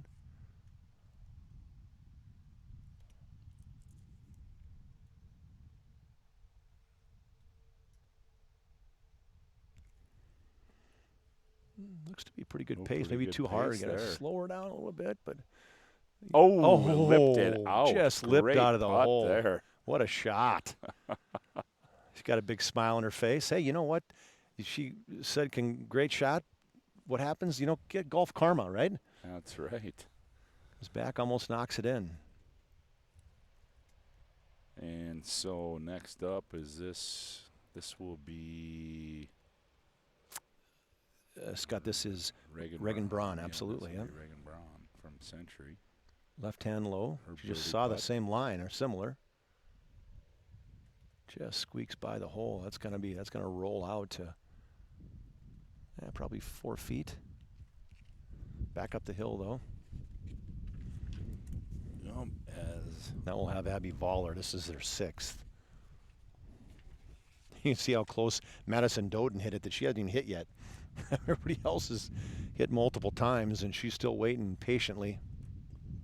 A little downhill slider for this one. Oh man. Oh, that's what you don't want to see. And then it goes by. The short little par 3, which you walk up and you think, what an easy hole. Yep. And boom, the teeth. Yeah, you do not want to miss it in that trap. I mean, that has been. We have got no pars. Everybody's hitting that today. There we go. Good shot. She made that putt. Yep. 7 for Reagan. Well, that's one of those things too. Or Abby, excuse me. Now you just got to go and regroup. So this is Reagan for her par.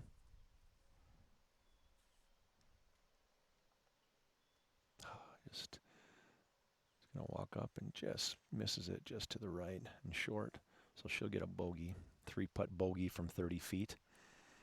Now Madison finally steps in, Scott, for her birdie. Still does everything you need to do, right? Line it up, get the line marked.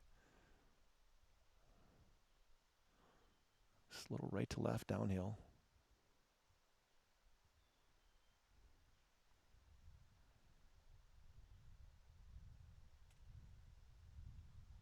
She misses it on the low side.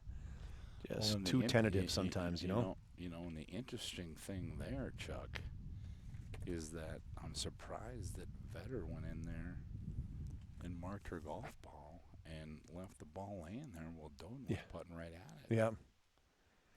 I mean, Better for her cleanup. That's a good 2-putt from 50 feet, Scott, for Kathleen Vetter. But that was the interesting thing for that. I mean, just the way that whole scenario broke out as. So Doden will stay in 8th. Vetter, after her par, she's going to still sit in 9th place. Madison Doden, she's sitting in 8th, as I mentioned that, with that par. Abby Voller will fall back after that 7. She will probably fall back to potentially even to 9 in the 9th place. Drops about 3 spots. Yeah. With that 7. As she was leading that group coming into this hole. She was, yeah. She was just 5 over in the day. Yeah. She was 4 over in that hole. Yep. So how quickly things can turn. Well, and that leads us to our last and final group of the afternoon, and this is where you will find our leader from Mandan, Anna Huddle, All-Stater, WDA champion, 32nd at the National High School Finals was Anna Huddle. Also Grace Stroh from Bismarck High, all WDA, going to UMary to play golf. It's the first Bismarck High, boys or girls, that we've talked about today. Casey Rexon, a junior in Linton, 2-time All-Region. And Lola Homiston from Dickinson High, 2-time All-Stater. She's going to Black Hill State, play a little golf. 6 in the state tournament this year, shot a 155. That's a solid score. Let's get this high school girls open here. And Anna Huddle will be the first on the tee. Just 2 over for the day. She's 7 over in the tournament, leading by 9. So solid day today. She was placed 32nd in the National High School Finals. Yep. I think she was at Pinehurst, correct? Yeah, exactly. Yep. Pinehurst is the place to go. Yeah, I haven't been there one of these days. As Huddle will be the first one to hit. As we said, she is leading this tournament. We'll also try to give you, before we sign off for the afternoon, we'll try to give you a leaderboard update as well. With our, as you said, Chuck, the college girls has finished. And the college boys should not be far behind. And then, of course, the high school boy and the high school girls will be the last ones to finish here this afternoon.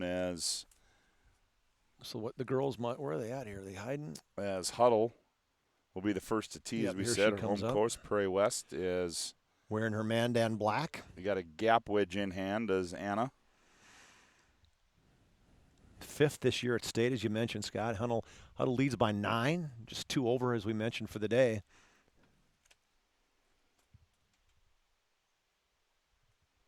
As she approaches the tee. Just a smooth swing right there, practice swing. See if she can't replicate that now in the full swing. There's a good swing. Well, that's a good swing there. Long, though. Hit it right in the center of the club. So that's going to be a tough putt. Ooh, checked on her. Was able to bring it back. So she hit that cleanly. Just a little bit too much club into this 15-mile-an-hour wind. She said, I'm not going to flirt with anything on this hole. I'm going to hit it by. I'm going to take my 2 putts. I'm going to get out of here. Middle of the green. That's what we talked about, right? Yep. Hit it there. Yep, middle of the green. Grace Stroh now. She's got a utility wedge as she steps in. Her home course is right here at Riverwood. She's going to University of Mary. Yeah. Placed 19th this year at state. Shot a 167. She's in 5th place right now, is Grace. 8 over on the day. Lines herself up a little bit. Pretty decent breeze blowing back in the face of the golfers from that tee box. Taking her time to pull the trigger. Good low backswing. Good solid shot. Should be right in the front edge probably. Yep. Got it to roll on. So good shot there Yeah. by Grace Stroh. That's a good spot to be too. Pretty flat putt, maybe right to left, about 15, maybe 18 feet. Casey Rexon, a junior in Linton, as we said, 2-time All-Region. So her and Ava, she must have backed out. Ava Kalanick was sitting in Yeah, second. She's not playing today, so they still have her listed. But so right now, Casey Rexon sitting in second, just ahead of Lola Homiston by 1 stroke. So it's a big finishing few holes for these two. It looks like it's going a little bit right. Nope, sorry, it's left. He had a big hook on it. Tried to hook it into the wind. Stays out of the bunker. That's a good thing. So she'll be probably hole high. Not an easy chip, though, because there's sand. People have been getting out of the sand there, so there's some sand / grass. So this will bring up Homiston, who currently are in 4th place. She's 6 over on the day. So actually, yes, if we look at Ava Kalanick out of there, then she's sitting in 3rd. I'm third guessing place. Okay. That Yep. Homiston, as we said, from Dickinson High School. Oh, that little rehearsal, little easy swing. Utility wedge she chose out of the bag. Got after that one a little bit. Yeah, good swing there. That one's going to be a little short. She's watching it intently, so I don't think it rolled back down the hill. So that shouldn't be too bad. No. She's about pin high on the right side. So we got her all covered. We got left, we got right, we got long, a little short. Yep, as we've got it all covered here, as that is our last group of the day to come through here for. What a day. Yeah, what a day it has been. Good weather conditions as these ladies chasing Anna Huddle. Got some people watching too. That's nice that they have what's a crowd in golf, but you've probably had a dozen people watching a lot of the groups, following family members, and yep. These ladies are all doing push carts. Yep, as the ladies approach the looks like green. Huddle has got the PXG, the bag, the putter. So she looks like she got a loaded bag with PXGs. Yeah, just a junior, should be a senior this year, I do believe, at Mandan. Basketball player as well for the Mandan Braves.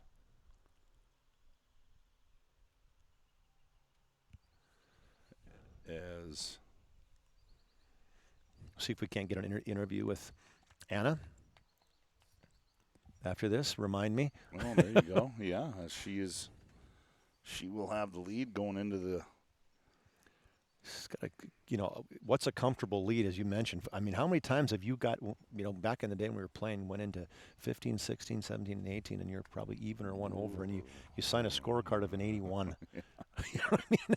Yeah, that's. Or maybe that was just me. I don't know, but no, I've been there, done that. As first to play will be.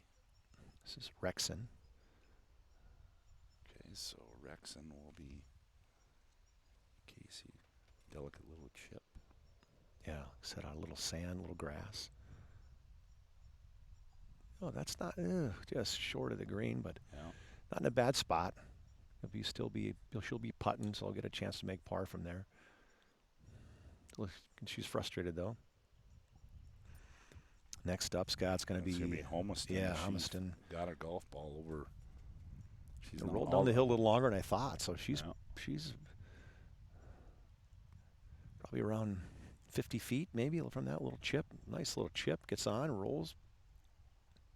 Good shot. Good shot there. And smart too. You leave it below the hole so you can be aggressive coming back up the hill. Now Huddle with a delicate putt here, as she will be next to play.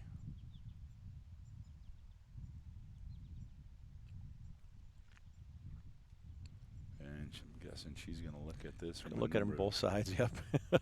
From a number of different angles. We haven't seen too many people look at it from two sides. This is probably the longest. Oh, she's not even putting. So, I guess what they're saying is she wants to flag in, so we're still going to have Rexon putt off the green one. Nice putt. Oh, just misses in the low side. So she'll be able to tap that in for a 4. As she'll sit comfortably in second place she's going to mark it. He rolled by maybe a foot and a half, maybe 2 feet. Now we got Huddle. They're going to pull the pin. Yep.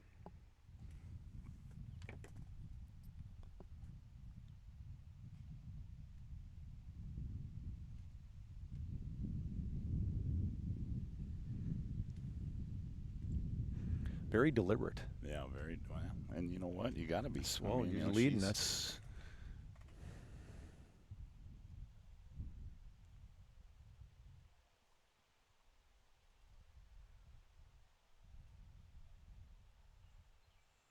Get the PXG putter. Titleist Pro V.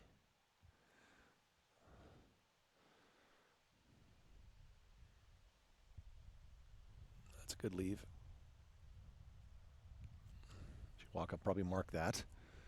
It's going to be downhill, but didn't want to get too aggressive, go by. No, nope. As now, this will be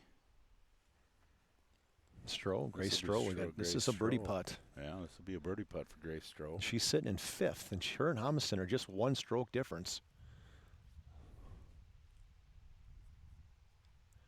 They're battling for 3rd and 4th actually right now.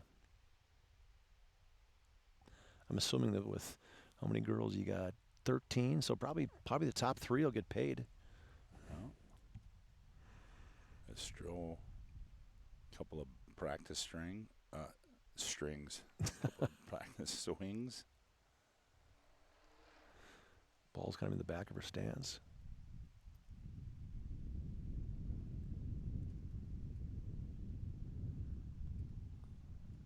Comes up a hair short, but she's going to try to tap it in. I think it's pretty close. Yeah, she's walking around, checking where everybody's at. There you go. That's good 3. Good 3 there. So she'll remain at 8 over in the day. It's 23 over. She shot 87. She's a member of Riverwood. Humiston, she's going to try to finish off, which would be a great up and down. Yeah, if absolutely. She's able to knock this one in. Again, we said she's battling. She's 1 stroke ahead of Grace Stroh.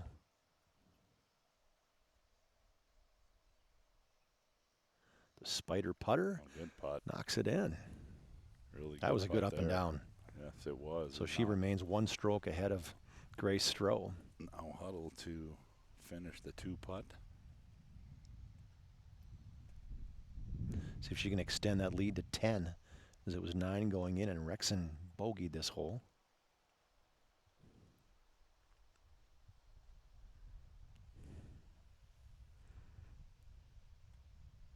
Oh, she fires it by. Oh, she missed it.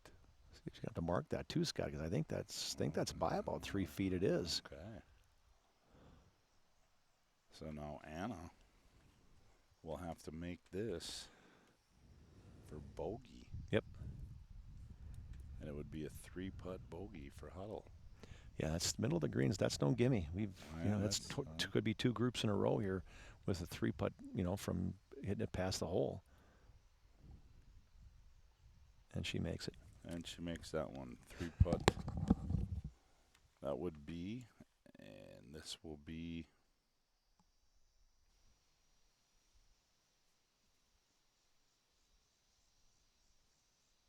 Rexon to finish out, and there you go. Good putt there. So that will be as Huddle drops a shot there, as she will drop a shot, that will put her 3 over on the day, as they will move on to number 12, and that will end. Let's go to Chuck. Chuck? Holes to make up here for you, and what's your mindset going these last few holes? Well, I'm just trying to keep it in the fairway and make putts. I just 3-putted there, but I'm just trying to play it safe and not do anything too crazy. Your thought process on that hole, I'm guessing, hit it to the middle, not trying to get too cute. Yeah, well, I didn't want to go all the way downhill, but I didn't play enough breaks, so So how much is your experience that you were on at Pinehurst? How much is that you bring back from there in terms of confidence? Well, I think a lot because the courses were so tough down there that it just, like I can play these courses and they're just not as tough. Yeah. For you got another year left at Mandan? Yep. Well, no, I have 2 years left. Oh, 2 years I'm left. gonna be a junior. Okay, you're Yeah. only a junior. Yeah, so you got lots of golf left in you. Yeah. It's super exciting. I'm really excited for the next couple seasons. So you got big expectations next year. Yes, I do. Well, Yep. start with big expectations today. Good luck the rest of the way. Okay, thank you. All right, great job. As she leads the way, I think by 9, Scott, going in this last there you last have few it. holes. As Anna Huddle dropped the shot there, but there you have it. She's going to try to play smart golf, and now, Chuck, here come the amateurs, and we might be in the line of fire zone right here with where these guys are. We don't need to talk about these guys. So let's see if we can get everybody updated. Scott, what do you want to start with? Let's start with the girls' college. Let's start with the college division, and before we wrap this thing up on the day, Chuck, why don't you give us an update on the college division? So there was a change. Lily Bredemeyer on the last hole. We should take a look at this because Abby Schmidt was leading. I thought we gave her. She birdied 18, and Abby Schmidt parred 18. So it came down to the last hole. Bredemeyer gets the birdie, Scott, and she gets the victory as she shoots 78 today to come back as she was down 3 going into the tournament today. Okay. And she defeats Abby Schmidt. She shoots 80-78 for 158, and Abby Schmidt shoots 77-82. So a birdie on the 36th hole gives Bredemeyer the championship, and Camille Kuznick shoots an 80 today. She finishes just 3 shots back, so that college division was extremely close. So congratulations to Lily Bredemeyer in the championship. Yeah, and then we'll go take a look at the college men's division as looks like they're close to finishing through 17 holes, and right now as a 7-shot lead for Seafeld as Bartles and Garrett Geist, 2 pretty good friends there, in second and third, and Lamp in fourth right now. So actually a 9-shot lead by Seafeld. 9-shot lead, I'm sorry. Yep. 4 under today, so what a round he's shooting today. Yeah, what a round there by Sean Seafeld. And then go the high school boys right now. So Logan Shep, they're through 13. The leaders are, at least, as Shep's 1 over for the day. He's 2 over for the tournament, sitting 2 strokes ahead of Jake Scarproot out of Fargo, as Scarproot's 2 under. So that's going to come down to the last few holes. So follow that. Go out and take a look at Golf Genius and follow that one. And Kaysen Rosted from the Minot Varden Club, he's 9 over, 3 over for the day. So he's 5 back of Scarproot and 7 back of Logan Shep. Then it goes Luke Anderson at 11 over and Cameron Wittenberg at 14 over. So it's Shep, Scarproot, Rosted, Anderson, and Wittenberg, the top 5, with Shep a 2-stroke lead with 5 holes to play. Well, then you just saw Anna Huddle come through. She drops a shot here, but she will move on and try to hang on to that lead and put another notch in her hat. So, well, Chuck, I tell you what, man, first times are always fun, and that was a blast. That was a good time today. Got to see a lot of young men and women come through, and certainly the future is bright in North Dakota for the game of golf. I mean, it is, and what can you say about the leadership in golf in this area, whether it's Tim Doppler to Chris Geis? What a group they have, and they've just done so much. I mean, they are the guys that have just kind of taken it on, and I'm sure the group, they just can't thank enough in amateur golf and high school golf and college golf. So pretty special. We're sort of PSP Network. We're happy to be here, and it's been a fun day. Well, we certainly hope you enjoyed the broadcast. We want to thank all of our sponsors out there. Big thanks to Chris Geis, also to Tim Doppler for setting this thing up, for allowing us to be a part of this down here at Riverwood. We certainly hope you enjoyed bringing it to us. And, again, check out all of our social media platforms, PSP Network, and stay tuned. Fall right around the corner as we'll be hot and heavy into some high school football. As if you want to catch the end of this one, certainly make your way down to Riverwood. For Nick Hallberg, Chuck Clairmont, Scott Woodmansee saying so long from Riverwood Golf Course.